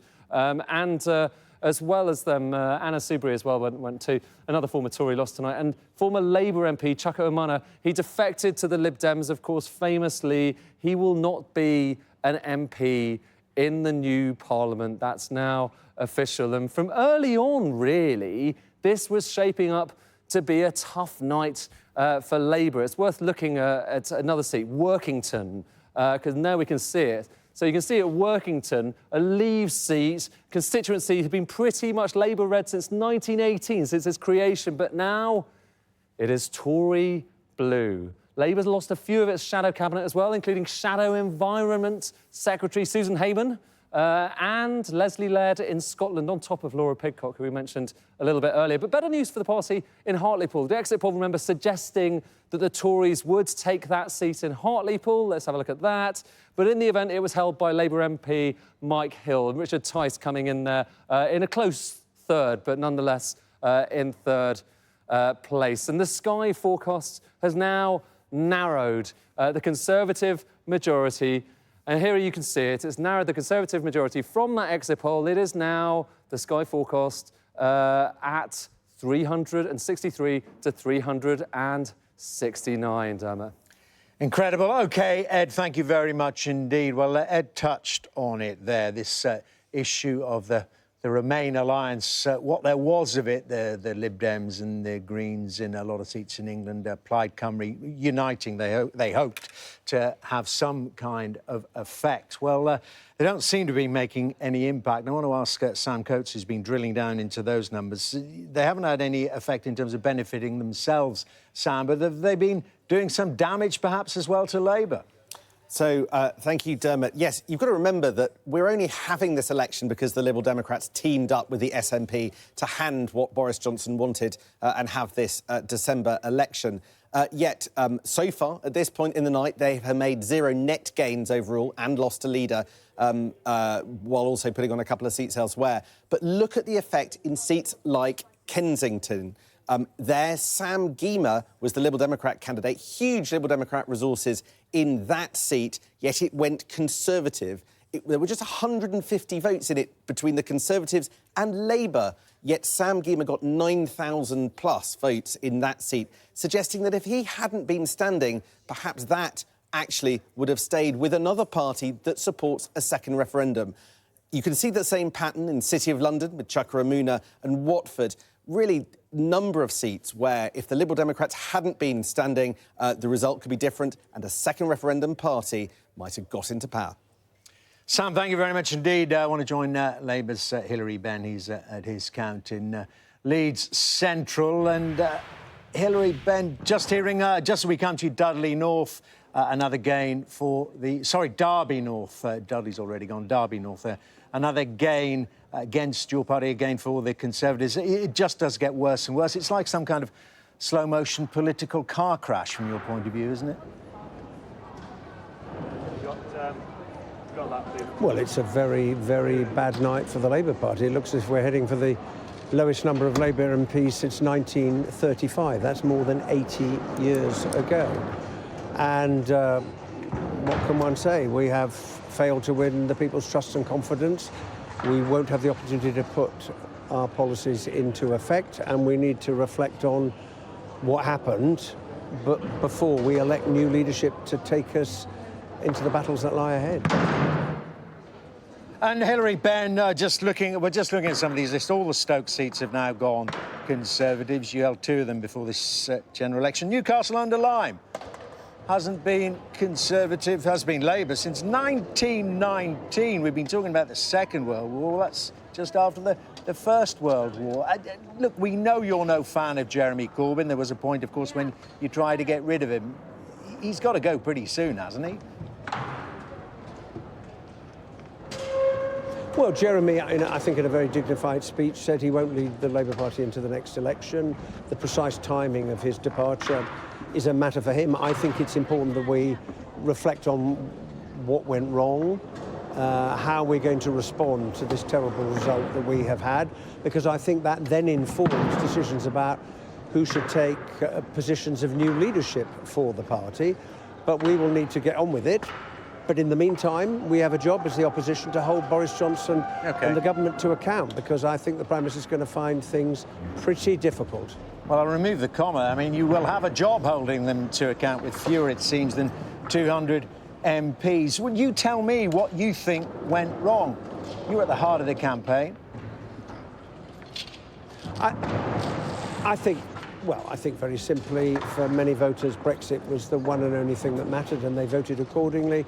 Secondly, any Labour candidate or canvasser will tell you we knocked on too many doors where people said, I've always voted Labour in my life, but I'm not going to vote Labour on this occasion, and they didn't have confidence in the leadership of the party. And thirdly, there were some voters who said, we're not entirely sure that you can do all of the things that you have promised. Nye Bevan famously said once that socialism is the language of priorities. At the same time, there were a lot of voters who were enthused by what we had to offer, particularly younger voters.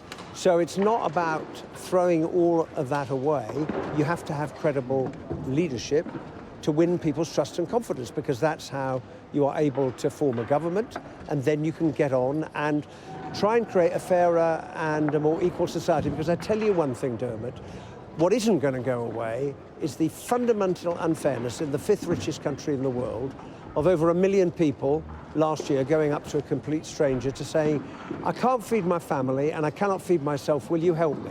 Now, society either says, well, that's the price you pay for having this kind of economy, and that seems to be the Conservative approach, or you say, it doesn't have to be like that, we can change it for the better. And that thirst, that desire for a fairer country is not going to go away despite the depth of the defeat that we have suffered tonight. All right, thanks very much indeed, Thank Hilary you. Benn there in Leeds. Let's just check in on the Prime Minister's movements. We got some shots of him. You saw his motorcade arriving into central London a bit earlier. We're told that he did go to Conservative Party headquarters, no doubt to congratulate the campaign staff there and their well-crafted and successful campaign. And there's a festive Downing Street, which we are expecting the Prime Minister to arrive back at fairly shortly, no doubt in a very festive mood. He referred in his acceptance speech when he was elected for the seat of Uxbridge how jolly it was to have a Christmas election. Well, it certainly worked out for him. Let's get the thoughts of my panel here. John Burke, I want to go back to what I was discussing there with Hilary Benn. And, you know, we've been doing all these parallels with history. I referred to 1919 for Newcastle Under-Lyme. This is the worst performance since 1935. But isn't the comparison, the more recent comparison, in terms of the Labour Party's future here, something like 1992? So you go through these 4 election defeats in a row, and the Labour Party realises that it has to change and change fundamentally. 2 years later, Tony Blair came along, and then 3 years after that, won a landslide. Are there any signs that Labour will address it that way, or will they just think we need more Corbyn, or a different Corbyn, or a better Corbyn? I think it's a big challenge to the Labour Party, and I rather agree off the top of my head that there is some sort of parallel with 1992. To lose again so soon after the last victory for the Conservatives is obviously very, very demoralising for the Labour Party, particularly when they did better last time. They're not winning. They did better last time than had been expected, and this time they've done very considerably worse than was expected. So some very, very serious soul-searching needs to be done. I don't think it's just about a personality. I think it is about a programme, it's about a mindset, it's about a philosophy. The Labour Party can't just have, well, it can have, but I think it would be frittering away its time foolishly if it were just to have a debate about personalities. It's got to be about the overall approach. In fact, seeing Hilary up on screen causes me to call to mind his late and great father, that wonderful parliamentarian Tony Benn, who always used to say, as probably Dermot you'll recall, in those debates in the 80s, whenever he was challenged about some other figure in the party, put away your prepared BBC script, Mr Dimbleby. It's not about personalities, it's about the issues, it's about the policies, it's about the priorities of conference, and so on and so forth. And I think now the Labour Party has got to have a debate about what sort of party it is, what its priorities are and what its philosophy is to be. Let's bring in Beth on the other side of this, because even in victory, you've been touching on it during the evening as this story, this remarkable performance, it seems, by the Conservative Party has developed. The Conservative Party now has to have a bit of a rethink, given where it's now got an awful lot of its MPs in places where it never did before. That's absolutely true, but I think what was so interesting about Boris Johnson's manifesto was how slim it was, how many pictures were in it and how little text was in it. What he effectively did was call an election and win an election convincingly on a single message of get Brexit done. And then when you look into the manifesto, the tax and spend was pretty modest. There wasn't that much commitment. The social care policy was part. Why was he doing that? Well, I think he was doing it so he had latitude. Yeah. So once he came into number 10, he could begin pulling the levers depending on the majority he's got. But I do think that if he has won a big group of traditionally Labour seats in blue-collar workers, he's got a different voter base that maybe want different things from a government. And if they've lent him their vote in this election to get Brexit done, he somehow has to reinvent the party to give them a reason to vote for them another time. We'll continue this conversation. I want to bring in Ed Conway, though, because he's got some of these historical comparisons for us. You've got a big red chart there. What does it tell us, Ed? Yeah, I mean, a chart that I don't think any Labour supporter would much enjoy seeing. You know, this is a comparison of different Labour majorities over the years, and we've taken the exit poll here, so for 391. We're currently forecasting a little bit more than that, but still to be below 200. So below 200 is the projection, maybe getting up to kind of 199 seats. You can see on the bottom of the screen, they're kind of getting closer to that, but the number of seats that we have yet to declare are dwindling. But let's just compare that with previous eras of the Labour government. So obviously Jeremy Corbyn's result last time around 262, considerably higher. You've got the Ed Miliband years, Gordon Brown there. That was seen as a poor result at the time. Clearly it was. He didn't remain Prime Minister. And then the Blair years. Just look at those Blair years. In historical comparison, you can see there's no other period in terms of the length of time that Labour have actually managed to get those majorities that compares with it. Michael Foot in 1983, so the longest suicide note in history, still over 200, 209 seats. In other words, higher than the projection for Jeremy Corbyn this time around, and that is historically tends to be seen as the worst ever Labour performance in recent history. And then go back through the kind of years of Wilson through to Clement Attlee here, obviously the famous 1945 result there. But there is really no other period, OK, comparing what you've got in this time projected for this election, there is no other period like this that has a result like this, as low as this, since all the way back in the 1930s. So, you know, that's the other big story of the night. After the Conservative likely victory is what happens to the Labour Party now that they are back at the same kind of levels they saw in 1935. I mean, it will be a staggering thing for Labour to have to absorb, and who knows quite how they absorb it and where they go from here. But, I mean, it's a very stark chart, isn't it, Dermot? Ed, thank you very much indeed. Eye-popping, really. I wonder who it is for John Trickett, Labour's John Trickett, who joins me now. I don't know, well, obviously you can't see what Ed Conway was describing, but you know this is one of the worst Labour performances ever since dinosaurs roamed the earth. Well, political dinosaurs. Anyway, what are you feeling about it? Well, I hope you're not suggesting I'm a dinosaur, but look, it's devastating for the Labour Party. I think it's damaging for the country because the things which the government have promised, I don't believe can be delivered in the way that they said they have. You do need an effective opposition, and it's going to take us some time to think through the defeat and how we begin to rebuild an effective opposition and alternative government in due course. Look, I think there were people inside the Labour Party who gave some of them senior, who gave the impression that Labour was simply a Remain party. But how could we really have done that when these people had spoken, especially across the north of England, where I am, here in West Yorkshire? People were clear they wanted out of the European Union. but there were significant players in the Labour Party who were giving a different impression. That was a big mistake, and it left the impression that we'd left behind the very people who'd supported us for over 100 years. And I know I can hear them clearing up behind you. I mean, you got back, but you had a much reduced majority, didn't you? Even though you were sending out that message that we hear you. Well, you're saying it was then clouded by the overall message. Well, look, I think the first thing is, and this was about Brexit, I've no doubt about that at all, but it symbolised for many people the thought that perhaps Labour had lost touch with the people who'd stood by us for all those decades. And look, I was warning in private and in shadow cabinet week after week after week that to do that, to go down that track, was dangerous for us because the majority of Labour seats are in the north of England, and the vast majority of them voted to leave. Now, politics is partly about mathematics as well as hearts and minds and big ideas.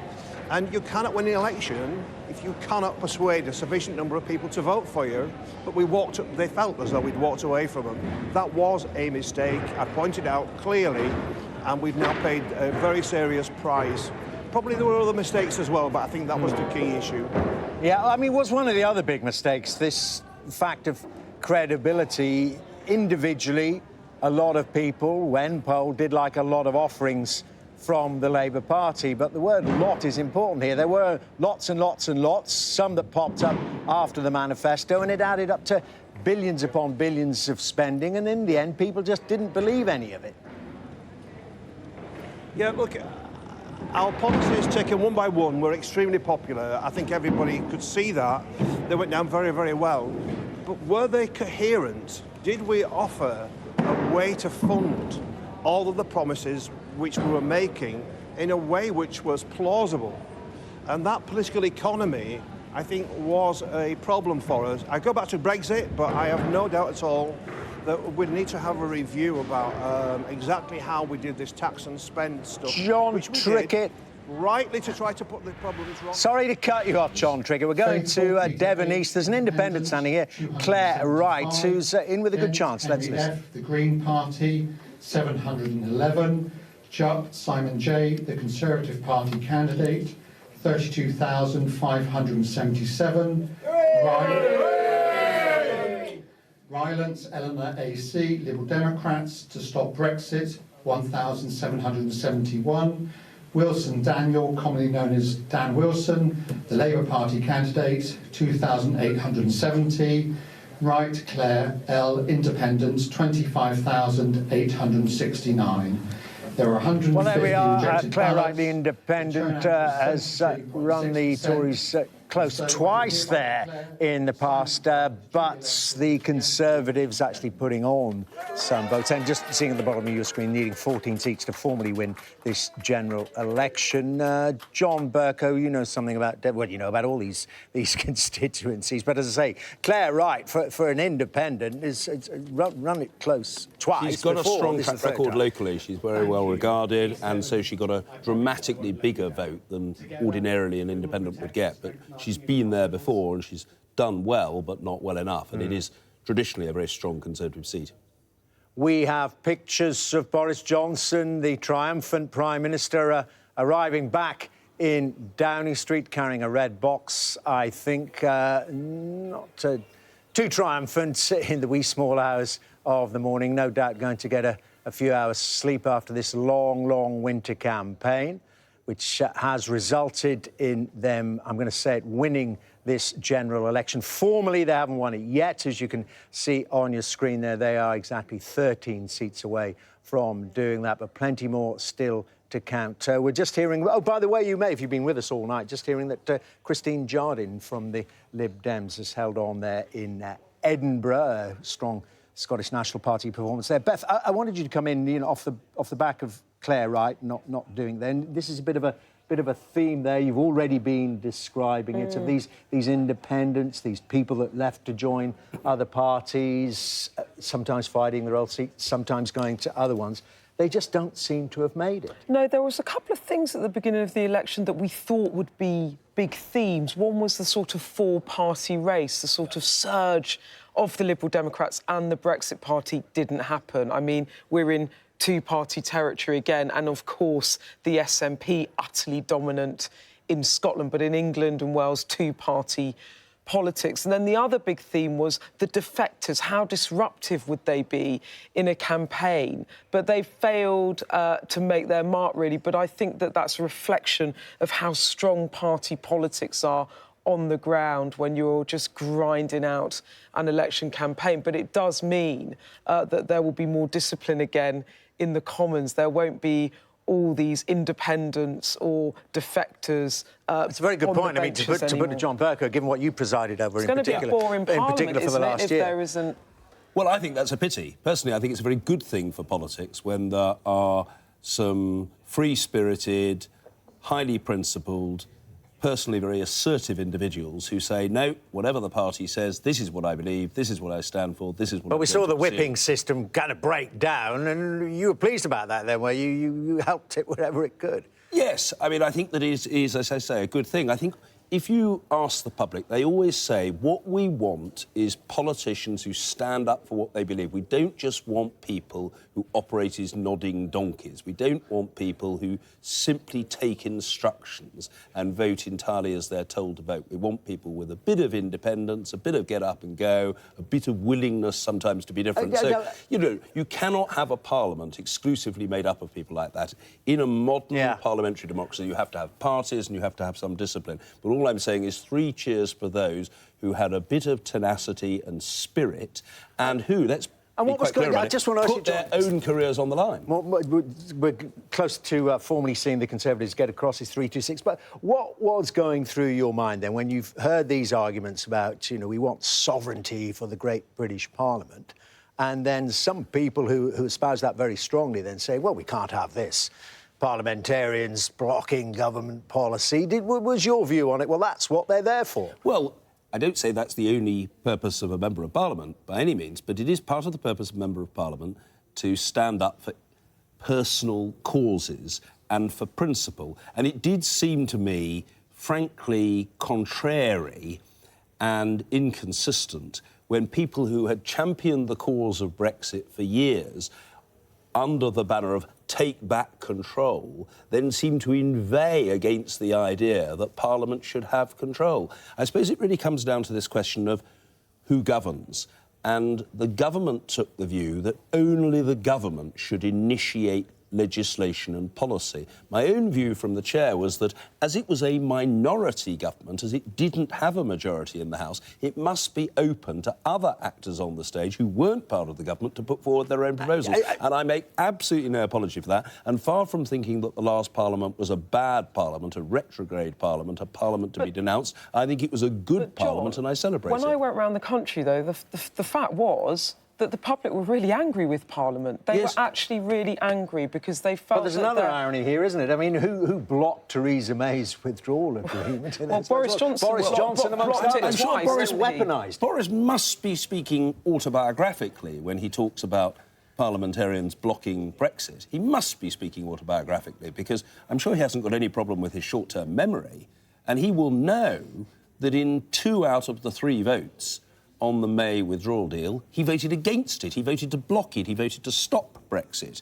Now, apparently it was all right when he voted to stop it, but when anybody else chose to do so, a different set of rules applied. I leave that to explain. And you can argue that it's not up to Labour to pass a Conservative version of Brexit, which is why, in a way, many Labour MPs didn't want to support May's deal or Boris Johnson's deal, because it wasn't the sort of Brexit and it's not their obligation. Wanted, but whether you like it or not, or whether you think it's fair or not, the way that Boris Johnson and his team framed it as Parliament blocking Brexit was extremely effective on the Beth, I absolutely acknowledge that. It has been a highly effective, focused campaign on the part of Boris Johnson and his party with real message discipline. You don't normally associate Boris Johnson with the idea of discipline and restraint and sticking to a line, but he has done so. The only point I would make is that although Parliament may be unpopular and it may be subject to excoriation by very large numbers of voters around the country,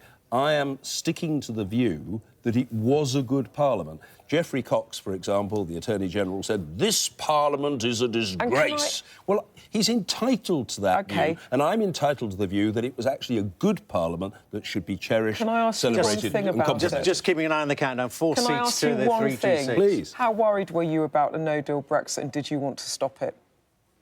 I was worried about a no-deal Brexit, but very particularly, my answer is this, Beth. If the House of Commons wanted to authorise a no-deal Brexit, that was entirely within its gift and perfectly proper. What seemed to me to be constitutionally and indeed ethically unacceptable was for there to be a no-deal Brexit inadvertently, by accident, because we crashed out and perhaps because of the prorogation of Parliament, Parliament had no opportunity to stop it. My point was not that it was for me to stop a no-deal Brexit, no, but to enable MPs to do that. But were you actively thinking? You were actively thinking of new and innovative ways for those backbenchers to achieve it, to rule out no deal. I was certainly thinking of, as you put it, new and innovative ways to facilitate members of the House of Commons to discharge their duties. Absolutely. I totally accept that that was part of my thinking,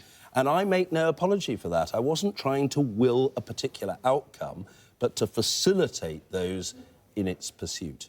Well, if you call it facilitating, I mean, others called it plotting. Ah, plotting. Well, plotting is a rather subjective and loaded term, not the sort of term that I would associate I might have with seen someone it, like might you, have seen, Dermot, well, I saw it on the front page. I saw it on the front moderation. page of some popular newspapers. Oh, you mean some down-market rag? You may say that. I can't possibly comment, John. Do you mean some organ of well-known bigotry? I think you do. I mean no such thing. I think it's some Pujadis newspaper scribbling away inanely and constituting tomorrow's fish and chip paper. No, the responsibility of members of Parliament is to do what they believe to be right. The fact that they might be subject to denunciation and, in a sense, journalistic flagellation is really neither here nor there. I always took the view that I should try from the chair to do what I believe to be right. The fact that somebody was sounding off in the background and saying how awful it was and what a disgrace I was and so on and so forth didn't lose me a wink of sleep. I couldn't give a tinker's Did you even read cuss. them? I mean, it was water off a duck's back, wasn't it? Yes, I mean, most of the more bigoted organs I gave up reading some very considerable number of years ago. You're quite right. You're absolutely right. Gosh, you know me too well, Dermot. Okay. I took absolutely no notice of the sort of bilious bluster of some of those newspapers. And one of these days, perhaps in my soon-to-be-published book, I will tell you what I really think. There's a bit of a plug, OK. I'm trying to overcome my shyness. Available in all good bookshops. Conservatives need, this is a formal moment approaching, 1 seat to win, to get that formal moment when they get 326 seats and therefore cannot be beaten, irrespective of whatever results come in. There they are on 325. They've been ticking up as we've been talking and listening to a marvellous, well, in the end, monologue from John Bercow that we are waiting for the next seat. Let's build up to that. It's going to come in soon, I'm sure. The Conservatives holding Bournemouth East, 325, and holding Worthing West. That is it. Wow. Worthing West is the constituency.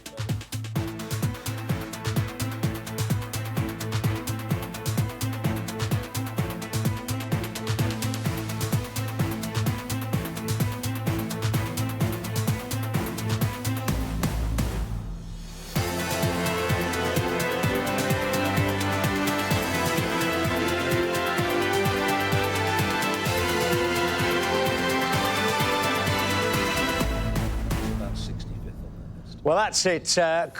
Confirmation of the result. The Conservatives have formally won this general election, taking their 326th seat, meaning they cannot be beaten whatever happens now. I think taking their 327th as well, seeing Dagenham and Rainham, John Cruddas, big beast of the Labour Party there, going Conservatives gaining that. The yes there goes up to 327. The Conservatives and Boris Johnson have won the general election of the winter of 2019.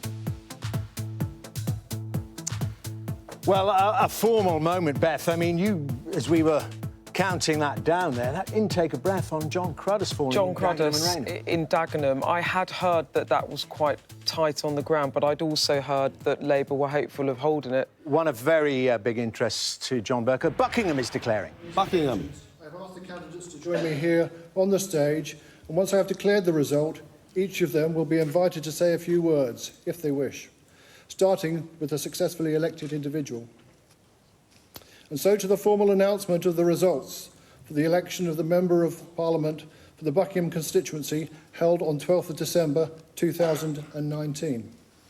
I, Andrew Small, being the Deputy Acting Returning Officer at the aforementioned election, do hereby give notice that the number of votes recorded for each of the candidates is as follows. Bell, Andrew Ronald Macmillan, Brexit Party, 1,286. Dorrell, Stephen James, Liberal Democrat candidate, 16,624. Morgan, John David, commonly known as David Morgan, Labour Party candidate, 7,638. Smith, Gregory David, commonly known as Greg Smith, the Conservative Party candidate, 37,035.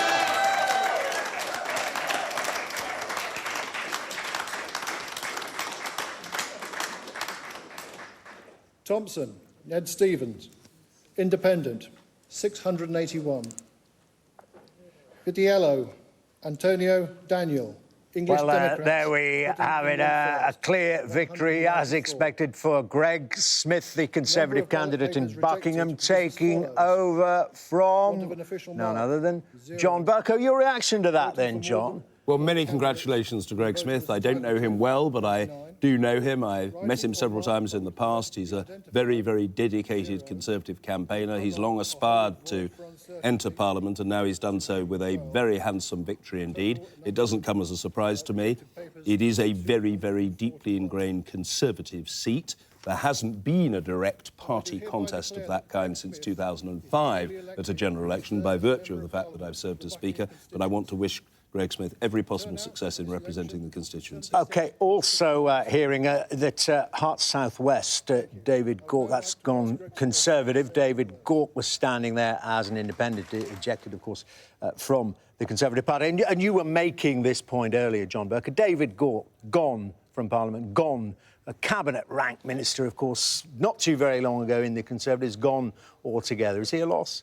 I think he's a loss. He's a very accomplished guy. He's very measured, urbane, intelligent, reasonable. He represents a moderate Tory tradition which the party can't possibly afford to lose. And I think it's a great shame that he's left the House of Commons. Just hearing from a lot of other people. John, just hearing from Bolsover that Dennis Skinner would have been the father of the House, has lost Bolsover, the Conservatives in there. He's the oldest MP to lose the seat at the age of 87, and this is the victor. We'll just have a look at that. I mean, Beth, we were reacting to that because it's Dennis Skinner. Yes. Like, on the results already, he's not there due to ill health, we understand, but on the results, it was always going to happen on the results. It was. That I was not surprised that Dennis Skinner lost Bolsover, but I should just tell you as well that Luciana Berger did not win in Finchley. So that's another... on the heels of David Gauke. That's another David Gauke. But, I mean, if we just think about what's going on here in terms of, as I said last night, ahead of the polling day, Boris Johnson consolidated a vote leave base going into this election. He went in with 58% of vote leavers prepared to vote Conservative. He came out the other end with 70%. And as I said last night, if he could turn out that vote and hold that vote and get that vote to back him, that group of vote leave voters, he would get the mandate to deliver Brexit. And he has done that with bells on, hasn't he? And that all these seats are falling. in vote leave areas. It was the strategy perfectly executed in this election. And is it an opportunity, I mean, beyond getting Brexit done, whatever form that takes, is it an opportunity, John Bercow, for a one nation, a different one nation Conservative Party, though, to reassert itself? Very much depends on the leader, because in the Conservative Party, an enormous amount hangs upon what is directed from the top. I'm not saying that there are no democratic decision-making procedures at all, but they're nothing like as deep-rooted as they are in a number of other political parties. So, really, it's Boris Johnson's call. It's up to him to shape and configure the Conservative Party of the future in his own image. I've just got to... the Bolsover was 74th on the Tory list. I've just got to correct one of the results we gave you. Dagenham and Raynham has been held by... held by the Labour Party. I think we were given the wrong data. I mean, it's amazing. It's John Crudders. It's amazing. I was shocked by that. But it's amazing, given the amount of data we're processing in the course of one evening, that there's just that to correct. But just coming in on what John was just saying as well, there were some of those anti-no dealers in the Conservative Party, some which got expelled, some which got the whip given back to them, and they believed that Boris Johnson, although he had put himself in full Brexiteer armour, that if he did win a majority, he would pivot to who they believe Boris Johnson really is, which is a one-nation Conservative.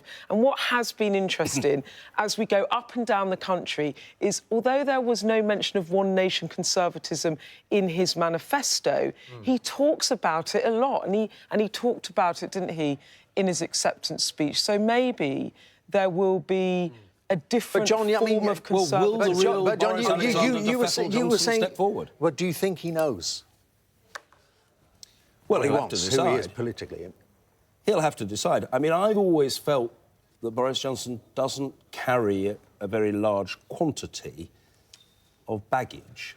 I don't think that he has a very large number of dogmatic convictions. I think he does have a very, very strong and enduring conviction that he, Boris Johnson, should become and remain Prime Minister of the United Kingdom. And that's where I draw the parallel with Disraeli. That was very much Disraeli's approach to politics. It was about getting power. And once you've got power, you then decide... But wasn't that... I mean, let's draw a more recent parallel, and his big rival for many years, of course, the former Prime Minister, David Cameron. It was said that he didn't carry an awful lot of ideological baggage. Hold the thought. That's also true. The two statements are not mutually exclusive. Batley and Spen. Tracy Lynn, Labour and Cooperative Party, 22,594. Mark James, Conservative Party candidate, 19,069.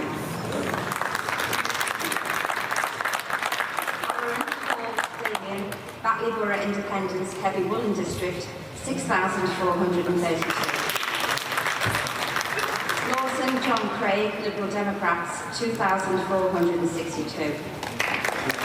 OK, well, there we have it. Batley and Spen being held by the Labour Party. You may remember that was the seat of the murdered Labour MP Joe Cox. Tracy Brabin took over in that seat and holding on there with 22,594, a majority of 3,525. And I wonder if we'll be hearing from Tracy Brabin in a moment or two. And just at the bottom of your screen, the Tories continue to go well past that 326 mark, with the formal point at which they have won the election. 337 so far. Tracy Brabin. My husband Richard, Councillors Bid, Steve Afak-Shabir and Councillor Akhtar, Mr Sheikh, and of course our tireless, brilliant campaigners and volunteers who've put in so many hours making our victory possible. I'd also like to thank you, the staff here this evening, that have counted through the night, going into 5 o'clock, and I'm sure we'll be here a little bit longer.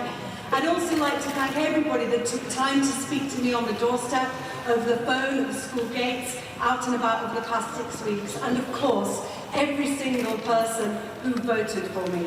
We covered many discussions: Dewsbury Hospital, our education system, social care, crime, and of course Brexit. Now, we might not have always agreed, but those Tracy Brabin, they're conversations back for Labour in battling spend, but as you can see, they're pretty much in tune with what's been happening to Labour. In lots of seats, they've lost, down 12.8% in terms of share, but still held on their reduced majority, 3,525. Also at the bottom of your screen, well, some better news for Labour, but it's bad news not for the Conservatives, for the Liberal Democrats. Labour holding on in Sheffield Hallam, the seat that Labour took. Remember, that was the seat of the former Lib Dem leader, Nick Clegg. Seems to be a story of our times, Lib Dem leaders losing their seats. Joe He Swinson. lost in 2015, didn't he? Yeah, he did. Yeah. The wipeout. Yeah.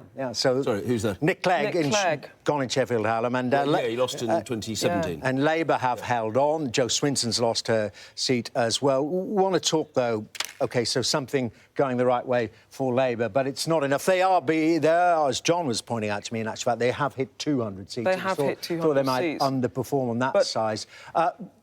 Gordon about to declare. Now, this very interesting seat was, of course, once the seat of the former leader of the Scottish National Party, Alex Salmond, once so spectacularly by the Conservatives. Let's have a look. James Clark, Scottish Conservative and Unionist, 23,066.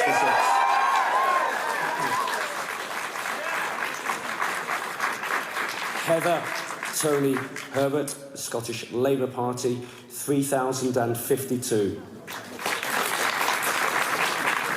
James Bradley Oates, Scottish Liberal Democrats, 5,913. Richard Gordon Thompson, Scottish National Party, SNP, 23,885. Therefore, I give public notice that Richard taking it back Gordon then.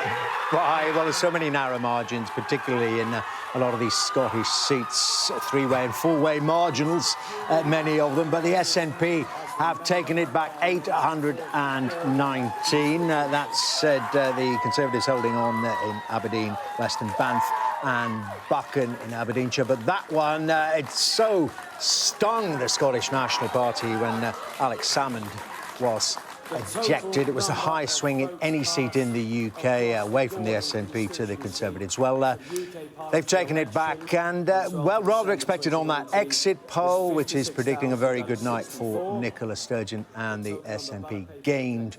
Gordon there gained it back there from the Conservatives. Quick look at their share in the vote. The SNP 42.7%, up 6.9. The Conservatives up a bit as well. Labour vote again so depressed. Not as much as it has been in many seats in England. Beth, I want to stay with the Labour performance because we've got to get this in. So many questions now. So many questions. About the leadership. Absolutely. Jeremy Corbyn addressed it but said he would go before the next election. Well, that's probably not going to be for another 5 years. Well, Jeremy Corbyn said he wouldn't fight another election, but he's then talked about a period of reflection. And I think that they will probably go away and lick their wounds and reflect and try and come up with a plan. But now, I think a big theme of the next Parliament will be the civil war now in Labour as to who takes over and which direction the party goes in. And interestingly, when you interviewed Richard Bergen earlier, the Shadow Justice Minister he was, obviously a big Corbyn backer, one of the main protagonists and champions, of the Corbyn regime. He said, we need to fight back, not triangulate. We will analyse the result. Can you translate that then for us, Beth? He's basically saying the project will continue. He's basically saying we need to continue fighting on the Corbyn project. We're not going to move to a Blair area where we begin to triangulate, i.e. try and appeal to lots of different types of voters through our policies. And I think that that's something to watch for. Who takes control of the party? Do they put it back to a more centre ground position? It was the most radical manifesto. It was double the amount of public spending that had been seen in 2017. It was almost like Corbyn was trying to make the manifesto so radical that it was such a distance to travel to get to a different type of a Labour Party. And just in terms of the runners and riders, who would I have my eyes on? I think we need to look at Keir Starmer. I think you've got Emily Thornberry. There's Jess Phillips. Yvette Cooper, will she make another run for it? Lisa Nandy in Wigan. I mean, it might be that they decide that they need a leader who isn't a London-based MP. OK, well, we've also been... John Burke, just quickly on that. And I just and Rebecca Long-Bailey, of course. Rebecca Long-Bailey, who we were talking to, didn't throw her hand to the ring there. I very Corbyn much choice. identify with what Beth has said. I think there will be a very strong body of opinion in the Labour Party that is absolutely determined this time round to get a woman. There does seem a certain irony about the fact that, other than for purposes of acting leadership for relatively short periods, the Labour Party has never been led by a woman. Now, there are lots of good female candidates, there are good male candidates, but I've just got this sense that there will be a very strong appetite for a female candidate. OK, watch this space on that. We're also watching the space, we've been talking about it, the effect on the Union, the United Kingdom. You may have heard me talking earlier to the leader of the Scottish National Party, Nicola Sturgeon, saying that the performance of her party was, well, a clear message, she was saying, to Boris Johnson and to Westminster, that there should be a second independence referendum in Scotland. And in Northern Ireland, they're also voted to remain inside the European Union. We are looking at the situation where there will be, for the first time now, more nationalist MPs elected than unionist ones. Thoughts to conjure with, and going to be analysed now by our Deputy Political Editor, Sam Coates. Thank you very much indeed, Dermot. Yes, if you look at Scotland to start with, the turnout in Scotland is actually up. In the rest of the country, it's down, but in Scotland, they turned out about 2% more. And the SNP are the big winners. Their share of the vote has got up to 45%. Uncannily, that's the same amount that the independence cause got in 2014. And the SNP have won 13 seats tonight, the last of which, Gordon, was retaken from the Tories, you heard just in the last 20 minutes or so. That is bound to put questions about whether or not there could be another independence referendum over the course of this Parliament. But then you cross the Irish Sea and you look at Northern Ireland. There again, the picture is being redrawn. It looks as if, as it stands at the moment, with one seat left to declare, it looks as if the SDLP and Sinn Féin, the two nationalist parties, have 8 seats, and the DUP also have 8 seats, with the DUP actually taking a smaller share of the vote, 32% or so, than the nationalist parties, which are combined on about 35%. There has been lots of talk of the impact of Northern Ireland and its place in the Union, particularly given the structure of Boris Johnson's Brexit deal.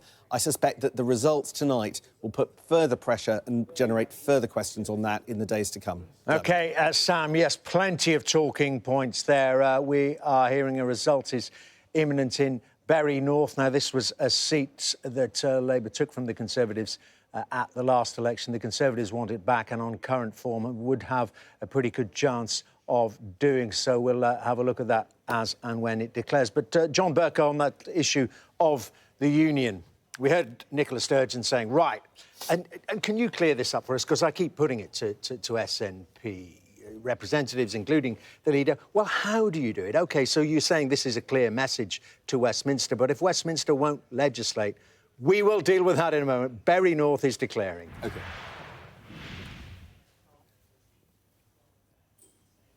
Alan Charlie, Green Party, 802. Daly James Barry, the Conservative Party candidate, 21,660.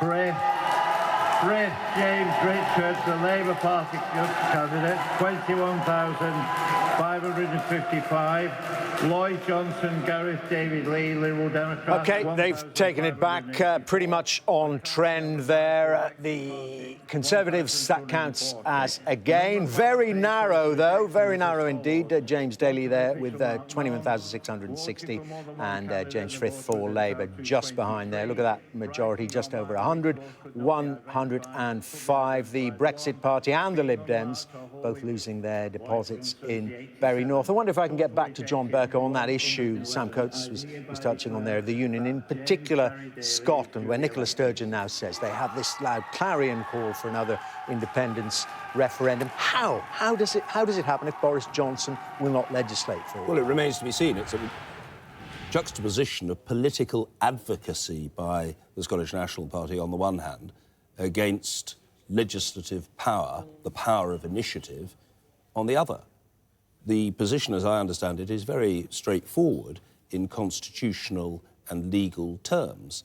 The power of initiative lies with the UK government. It is for the UK government to decide whether such a plebiscite, whether such a referendum, whether such a public poll can take place. Now, I suppose if the government refuses, which I confidently expect Boris Johnson's government will refuse to allow such a referendum, there's nothing to stop Scotland going ahead with a public vote of its own. An but it would be indicative declaratory or indicative. It wouldn't have any binding effect. So it seems to me that ultimately it comes down to a matter of politics, possibly of negotiation, but certainly of politics. And if the UK government, which has won the election by a thumping majority, simply says, we will not do this, it will not, at any rate, for a very appreciable period, happen. That said, if for a very, very long time, for many, many years, there is a push from Scotland, you know, there may be a sense that politically such a request has to be acceded to at some stage. But I don't think it's going to happen any time soon, I'm bound to say. OK, listen, we're waiting for a result in Dewsbury Labour seat. Paula Sheriff there under attack from the Conservatives. Yet again, we'll bring that to you as and when it happens. But Ed Conway is going to tell us the story of the night so far and how the Conservatives have won this general election. That's right, Dermot. Let's have a look here. Of course, the main objection for every political party is to get over the winning line, 326 seats, and to get into 10 Downing Street. Let's have a look at what's happened with this election. Look at the Conservative line. There it is, over the winning line.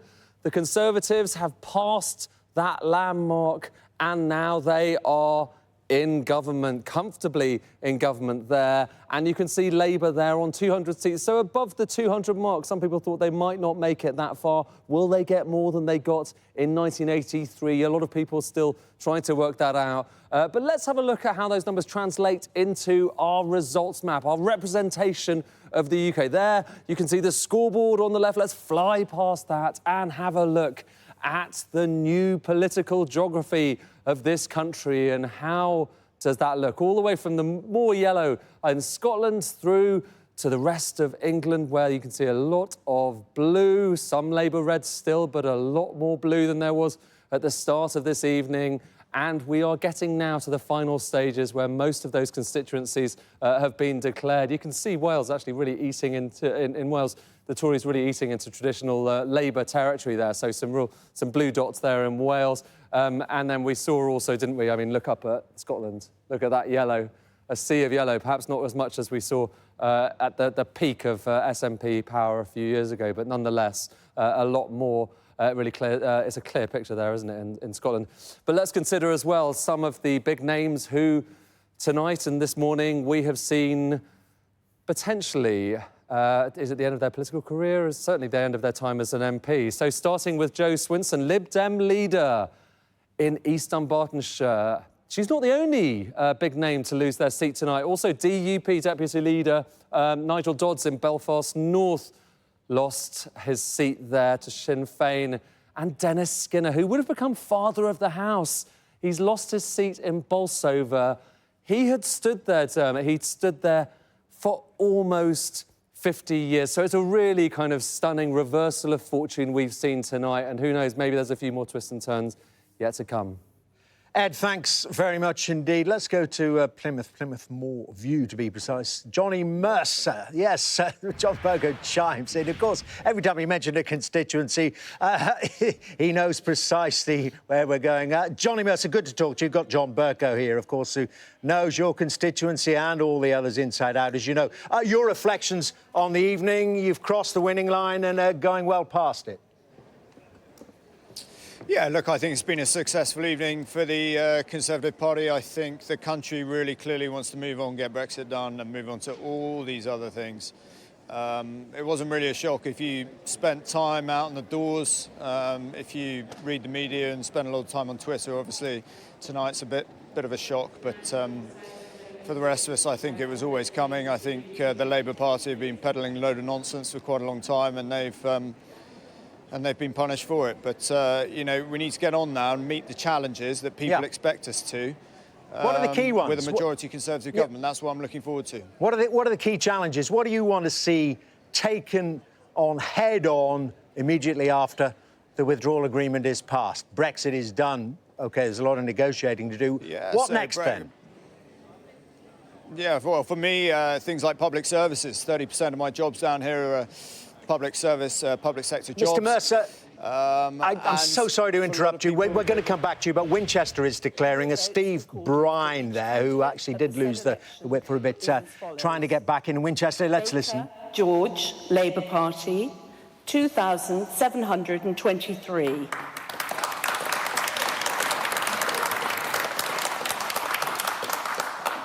Brine Steve, the Conservative Party candidate, 28,430. Ferguson Paula Wendy, Liberal Democrats, 27,445.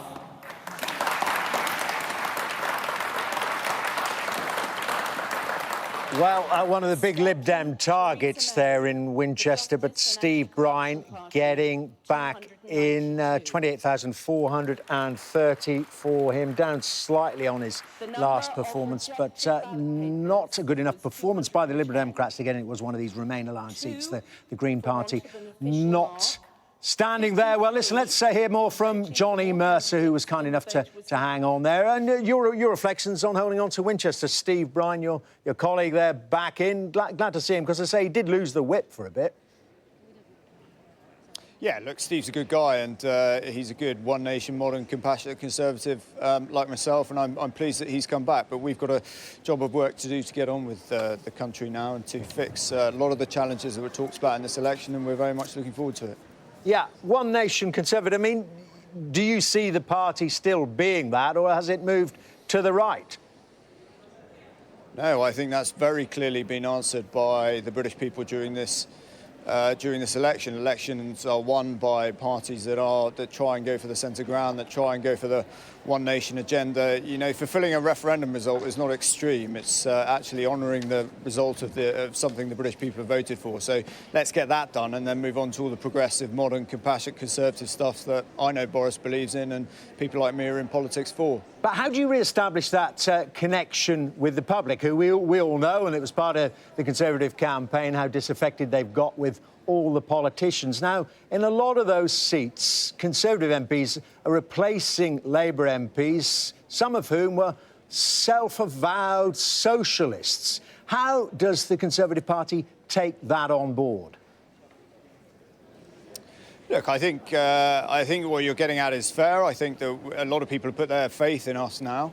You know, who voted for us perhaps for the first time. That's a challenge. That's a real opportunity to go and redefine who votes for the Conservatives in 2019, 2020 and beyond. And for people like me who think we're on a journey to reaching out to more and more voters, I think that's pretty exciting. I think, you know, Boris has clearly got this agenda. He's always had this agenda. This is why people like me supported him. Brexit has sort of clogged up the machine, but you know, once that is done, we can move on to some really exciting stuff. We've got to invest in the NHS and schools and all those good things that you know, the British public want to see. And would it serve them if, by the end of 2020, and Boris Johnson has pledged that there will be no extension to the transition period, if a trade deal is not done with the European Union, would it be serving these new Conservative electors if there were, in effect, a no-deal Brexit? I think, everyone's kind of fed up with the constant what-ifs. Boris is pretty clear he's going to get a trade deal by the end of next year. Let's let him get on with it. Let's get it done. And meanwhile, get on with all these other things we've talked about in the election that people like me got into politics for. Yeah, but you know, I mean, the thing is, sorry, the cheering behind you, I wonder if you can still hear me, but you know, the thing is that it isn't done. It isn't done with the withdrawal agreement. There's an awful lot more to do. The heavy lifting is still to be done.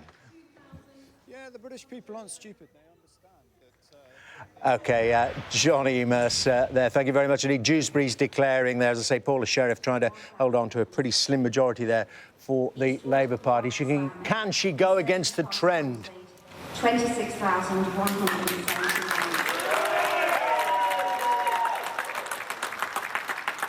James Philip Anthony, Brexit Party, 1,874. Nicholas Graham, commonly known as Stanton Sir Archibald Eaton, the official monster Rig and Looney Party, 252. Rossington John Edward, Liberal Democrats, 2,406. Sheriff Paul M. Michel, Labour Party, 24,618. Well, as I said there, Paula Sheriff defending a pretty slim majority, certainly by the standards of this evening of 3,321. That's been overturned again. It goes in the Conservative column. It goes under a Conservative gain. There's the result. Mark Eastwood elected now. Comfortable majority, 1,561. Paula Sheriff will not be sitting in the next House of Commons. It's just gone 5:30, and you are watching the Brexit election right here on Sky News. Let me take you through the headlines so far. So many of them. The Conservative Party has won the 2019 general election and secured a majority in the House of Commons. The Prime Minister, who retained his seat, says it's given a powerful mandate to get Brexit done. Jeremy Corbyn says he will not lead Labour into the next election after big losses for the Labour Party. And some very big names from all the parties have lost their seats over the course of the evening, including the leader of the Liberal Democrats, Jo Swinson, Dominic Grieve and Labour's Caroline Flint, amongst many others. But it has been a successful night as well for the SNP and its leader, Nicola Sturgeon, who was celebrating there after the Lib Dem leader, Jo Swinson, lost her seat to the Scottish National Party.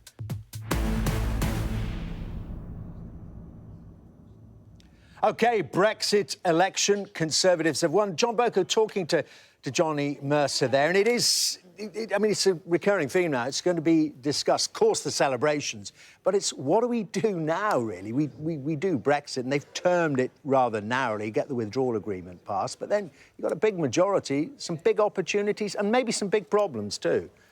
Well, there are going to be lots of big problems because governing is an extremely taxing and challenging business, and there are all sorts of problems, some of which are intractable. I think the difficulty really with the Conservative manifesto was that it was thin almost to being threadbare. There was a number of very, very small, possibly valid, but very small ideas in it. But it was obviously designed to be a safety-first approach and indeed to be a focused manifesto, focused overridingly and overwhelmingly, almost to the exclusion of all else, on the delivery of Brexit. Now, that had the advantage that all the resource, all the intellectual resource, all the campaigning resource was focused on that one subject. But it did mean that there was a huge void. There was a blank page. And it seems to me that in manifesto terms there is, dare I say it, a third way, to use Blairite terminology. You can have ridiculously loaded manifestos that have got far too many things in them, given that most people don't read them anyway, or you can have a virtually blank canvas. And it seems to me that the Tory manifesto was a virtually blank canvas. Now, the opportunity of that is that Boris Johnson can fill in the pages, and it's up to him and others to do so. And if we're going to get a flavour of what this... Well, we're asking for flavours, aren't we? I mean, Beth Rigby were talking then pretty soon about a recast cabinet. We had Dominic Raab on. It seems an age ago, held on to his seat quite easily in the end in Isha and Walton. Didn't seem sure if he's going to stay as Foreign Secretary. Here's Sajid Javid will. But that personnel will tell us a lot, won't it? Yeah, look, it was interesting in the campaign. There was only one cabinet minister that Boris Johnson publicly said, I'm keeping them in the job, and that was Sajid Javid, the Chancellor. So Sajid Javid is nailed on, but everyone else he wouldn't comment on. And yes, he will get to pick his cabinet. Now, I have to say that given he only selected this cabinet in July, he's only been Prime Minister for just over 100 days, I wouldn't expect a gigantic reshuffle at this point in time. But it was to send out a message, get Brexit done. Priti Patel, Dominic Raab in there. On the hard side, Jacob Rees-Mogg brought into government. He doesn't necessarily have to keep them there, does he? He doesn't have to keep them there, but he's going to get a very different party. It's going to be a very different makeup in his parliamentary party now. There's going to be a lot of new people who have to learn the ropes, and he's lost a lot of big beasts as well. So maybe he will sort of sit and think about that. I wouldn't expect a big dramatic reshuffle. He doesn't need to be radical right at this moment. The focus will be for Boris Johnson, not what his cabinet looks like. It will be getting the withdrawal agreement bill and the Queen's speech through the Commons before Christmas, because he promised people that he would get Brexit done, get the withdrawal agreement passed by the end of January, and he needs to get a reading through the Commons before Christmas, doesn't he, John? Yes, OK, right. Much more on that coming up, but let's bring you up to speed. It's 5:38, just turned in the morning, and the Conservatives have won the general election. And Sky News can now project the size of their majority. And this is it. The Sky News projection is that the majority will be between 78 and 82, the highest majority for any government since 2001, the Tony Blair years. We hope to hear from our election analyst, Professor Michael Thrasher. He's been involved in that projection pretty soon, but he's getting a seat put in there. He'll be with us very soon. Come on, Michael. We've got room for you. I know it's early in the morning and you've been up all night. Very informal. Have a seat. You've got your microphone on. There you are. No formality now this time in the morning. Well, no, tell us about that. I mean, the size of that majority. I said it's a Blairite majority. Yes, and let's just remind ourselves of what we said at 10 o'clock with the exit poll. We said a majority of 86. And this projection, after all of these results, takes us pretty near that. It's only 2 or 3 seats out for the Conservatives. So I think that's a remarkable performance by the exit poll. How does it do it? How does it get it so accurately? I mean, you're involved in it. This is, well, 2 back-to-back and plenty more before that. Yeah, I mean, in truth, what happens is that you make a forecast on every constituency, and then you add all those probabilities up and you come up with a number. And if you examine the detailed entrails of all the results, the exit poll has missed some or it's overshot some. And you kind of hope that the error more or less balances out, which it has done. Can I ask you, I've been dying to ask this, how stressful is it? How stressful is it having to do the exit poll and then waiting all night to see if you're right or wrong? Do you get really stressed or... To be honest with you, it is so exciting waiting for that initial view of what the exit poll is telling you. And it told us it was quite a sizable Conservative majority. But then as more Labour voters come out during the day, the size of the Conservative majority, did reduce. And it reduced all the way through the day until we got to that 86 figure. But you were expecting a majority. Well, you said to me a few days ago you were expecting a majority, didn't you? I knew, I sort of thought, yes, there will be a Conservative majority. What I didn't, and therefore I was pitching it around about 40 or 50. But I also added that if Labour imploded in some parts of the country, which...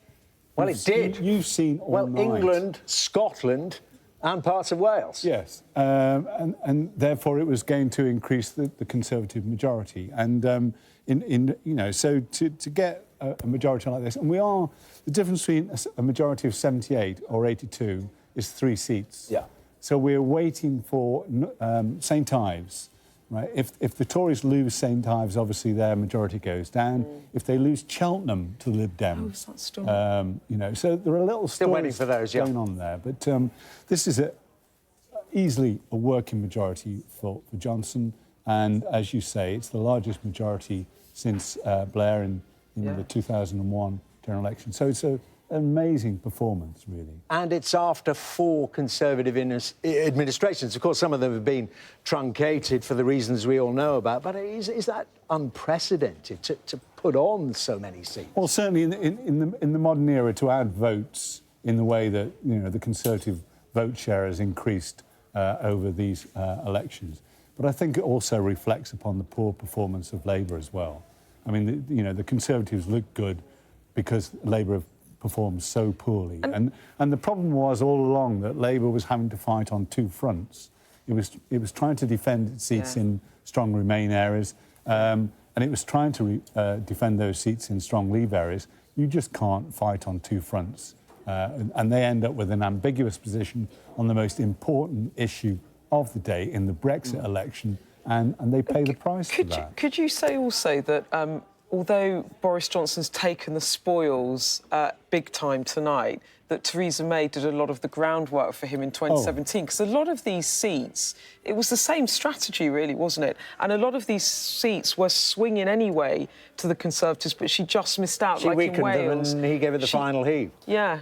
In one sense, yes. In another sense, you know, what's been happening in these constituencies is that there's been demographic changes taking place. And we've focused in our campaign coverage on what's been happening in many towns and contrast that with cities, so that Labour has performed OK in the cities, but it's not performed very well in the towns. And the Conservatives just marched into these areas and occupied this ground. And it will take the Labour Party, I think, more than one election to recover from it. So John, I want to bring in John Bercow. John Bercow, it's that time in the morning. Now, I know you've observed many of the MPs up close and personal over the years in the House of Commons, and you're quite good at giving us a flavour of how they speak. How might we imagine Boris Johnson addressing the troops after this tremendous victory?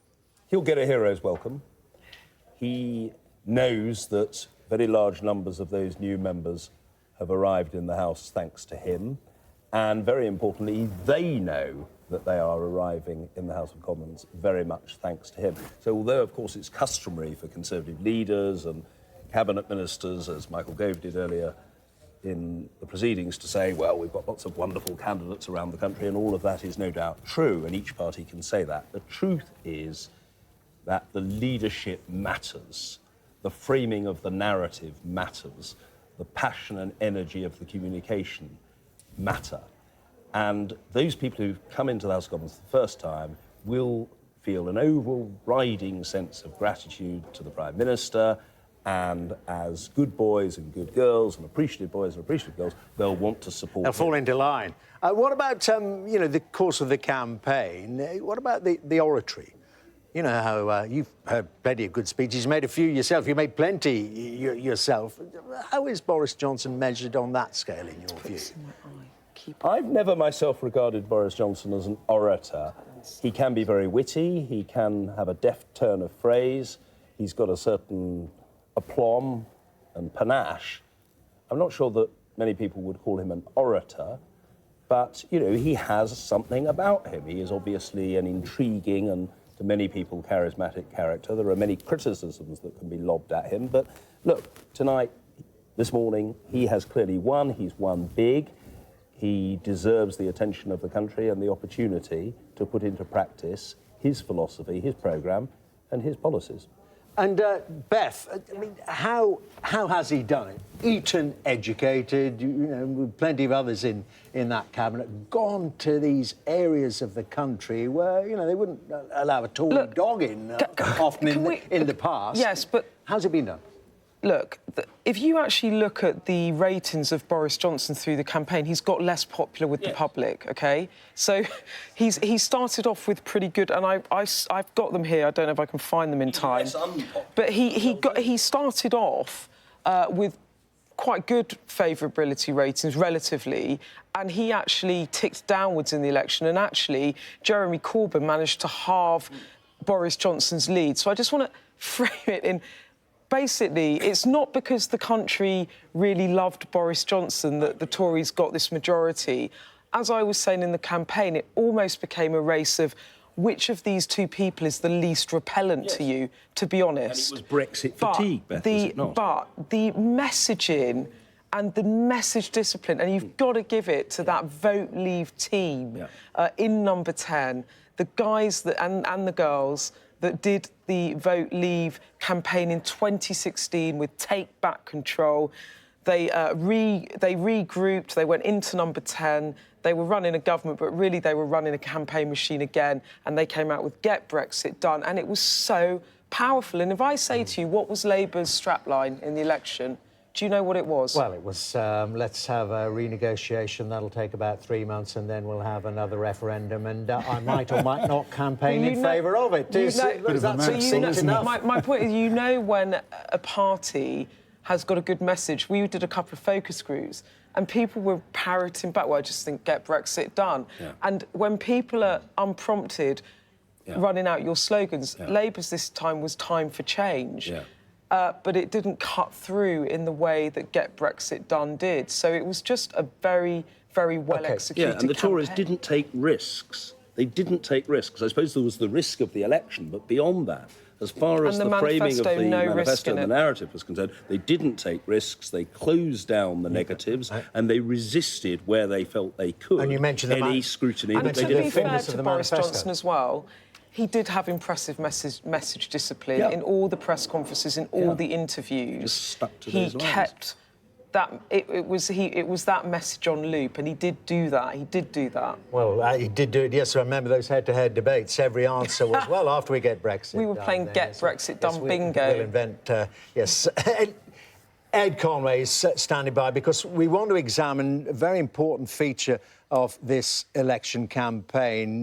Do you remember all this talk about all the new registrations that had been taking place, the millions of people that were apparently registering, and it was thought that many of them were young people and would vote to not get Brexit done, that they'd form another youth quake, which actually didn't happen in 2017. Did it happen? Any of it in 2019? Yeah, that was it. And everyone talked about it in 2017 and said there is a youth quake. And then actually, when the British Electoral Survey looked at it, they found maybe it wasn't really a youth quake. And it's worth just looking at what we know so far from the data that we've got here. Before we do that, though, I want to show you just, for me, this is perhaps the best way of looking at the results that we've had so far, because you get a sense of where the gains are coming from for the Conservative Party and where the losses are coming from the Labour Party. So have a look at that top thing there. There you have the Tories, 355 seats. And let's move across to the right, and you see 56 gains for the Tory Party. You see that up there? Let's add on who those gains have come from. And then you can see 53 of those gains have come from the Labour Party, 3 from the Lib Dems, and then none from the other parties. And then over on the other side, you can see the Tories have had 10 losses to a variety of parties. And now look at Labour. I mean, it's stark, isn't it? 1 gain net from the Tory party, and just have a look at this. Over here, 59 losses. 59 losses, and 53 of them to the Tory party. And we've covered a little bit, perhaps some of the demographic reasons why that might well be. Brexit being a large part of it, it must be said. But let's look at another question, which is age and youth comparison, you know, just the proportion of people below the age of 45 within particular constituencies. And here we have 2 ends of the spectrum here. Norfolk North, one of the oldest constituencies in the country. So the proportion of people under the age of 45, 29.1. So one of the oldest. And partly, that was a Conservative gain before, worth pointing out. Conservative gain from the Liberal Democrats. Norman Lamb, their former MP there. And then here we have a Labour gain from the Conservative. That Labour gain from the Conservatives, it is in Putney, where it's one of the younger constituencies. And if we take all of these constituencies across the UK, Norfolk North around there, and plot them against how old people are, let's move those over here, you can see the different picture, the changing picture of Britain's political landscape. The older the area is, these are the older areas of the UK, the more blue they are. Look, the more blue they are. That's Norfolk North over there. The more blue they are, the younger they are, the more they go for Labour. You know, this is a real change in the landscape in the UK happening over the course of this election, Dermot. The demographic divide. Ed, thank you very much indeed for that. Well, now, the Brexit election may nearly be over. Well, it is over. Formally, the Conservatives have won, but the reaction to it, of course, has barely begun. My colleague Kay Burley has a special edition of Kay Burley at Breakfast, live from Westminster in a few minutes' time. And Kay, what a night, what a morning. Indeed, so brilliant work, guys, during the night. You knocked the spots off the rest of them, both you, Beth, and the rest of the team. You've done an absolutely fantastic job. Headlines of the night, a massive Tory win and the scalps of the leaders that they have claimed along the way. Nigel Dodds, of course, who is the Westminster leader of the DUP, he lost his seat. Jo Swinson, the Lib Dem leader, she lost her seat. Richard Tice, the chairman of the Brexit Party, he didn't even get a seat in Hartlepool. And Jeremy Corbyn, it's a moot point as to whether or not he has resigned, but certainly he's handed in his notice, and he said after a period of reflection he will no longer be leading the Labour Party. To reflect on that, talking points with Will Walden. Will Walden, you'll know, he was the former pressman for Boris Johnson, managed to get him elected as mayor. Craig Oliver, he'll be here. He did the same for Cameron. Alistair Campbell, you'll know him. And Polly Mackenzie, special advisor formerly to Nick Clegg. All of that to come, and I've got a funky set as well here with the Palace of Westminster just behind me. All of that to come in just a few moments' time. But for now, back to you. Kay, and our funky set there. Quite a few results still to come in as well, so stay with Kay for all that. Now, listen, Boris Johnson, we've been talking about the triumph for the Prime Minister. We've got some audio. We've heard him speaking to some of the workers at Conservative Party headquarters a little bit earlier this morning. Let's listen in. It's a day that I think many of us have dreamed of, a day when the Conservative Party genuinely speaks for every part of the country. We have won, or are winning from Workington to Woking. We've won in, hang on, I'm going to get this right, in Bishop Auckland, in Darlington. In seats that Conservatives have not won for 100 years, or more. Wrexham. Tony Blair's old seat in Sedgwick.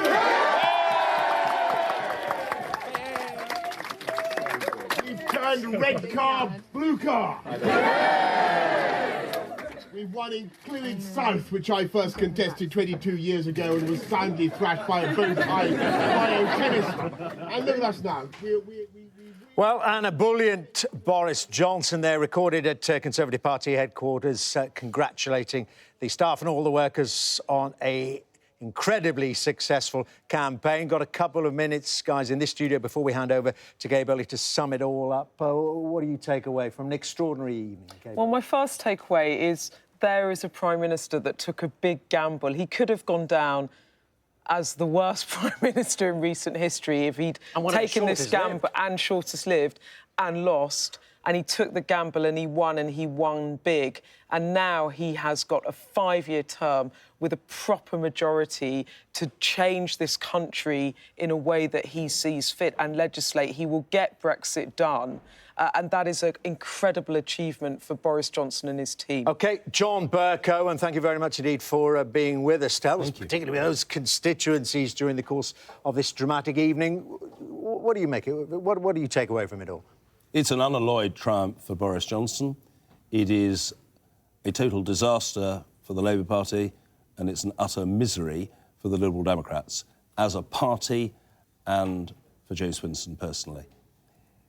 Boris Johnson's got a terrific opportunity. He's got the power, he's got the numbers, he's got the bandwidth, both to deliver his policy on Brexit, although there are other actors on the stage, and the second and subsequent phases of that policy will take time, and they will be subject to the views of others in Europe and beyond.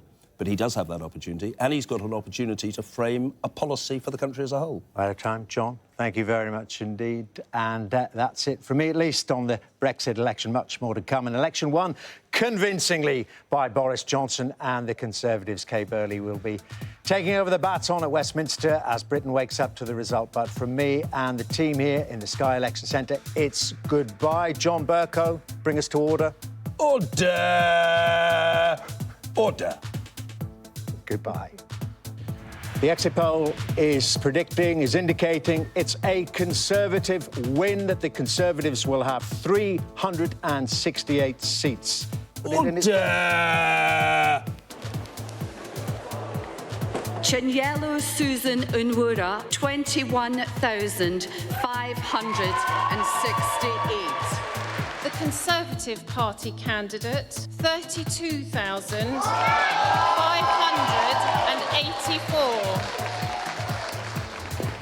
Hi, how you doing? All right. I want to also make it clear that I will not lead the party in any future general election campaign.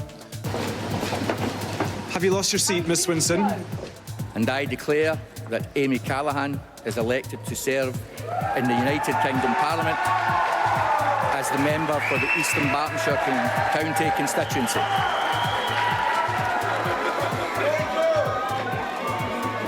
I hereby declare that the said Boris Johnson is duly elected. At this stage, it does look as though this One Nation Conservative government has been given a powerful new mandate. Well, that's it. Confirmation of the result. The Conservatives have formally won this general election.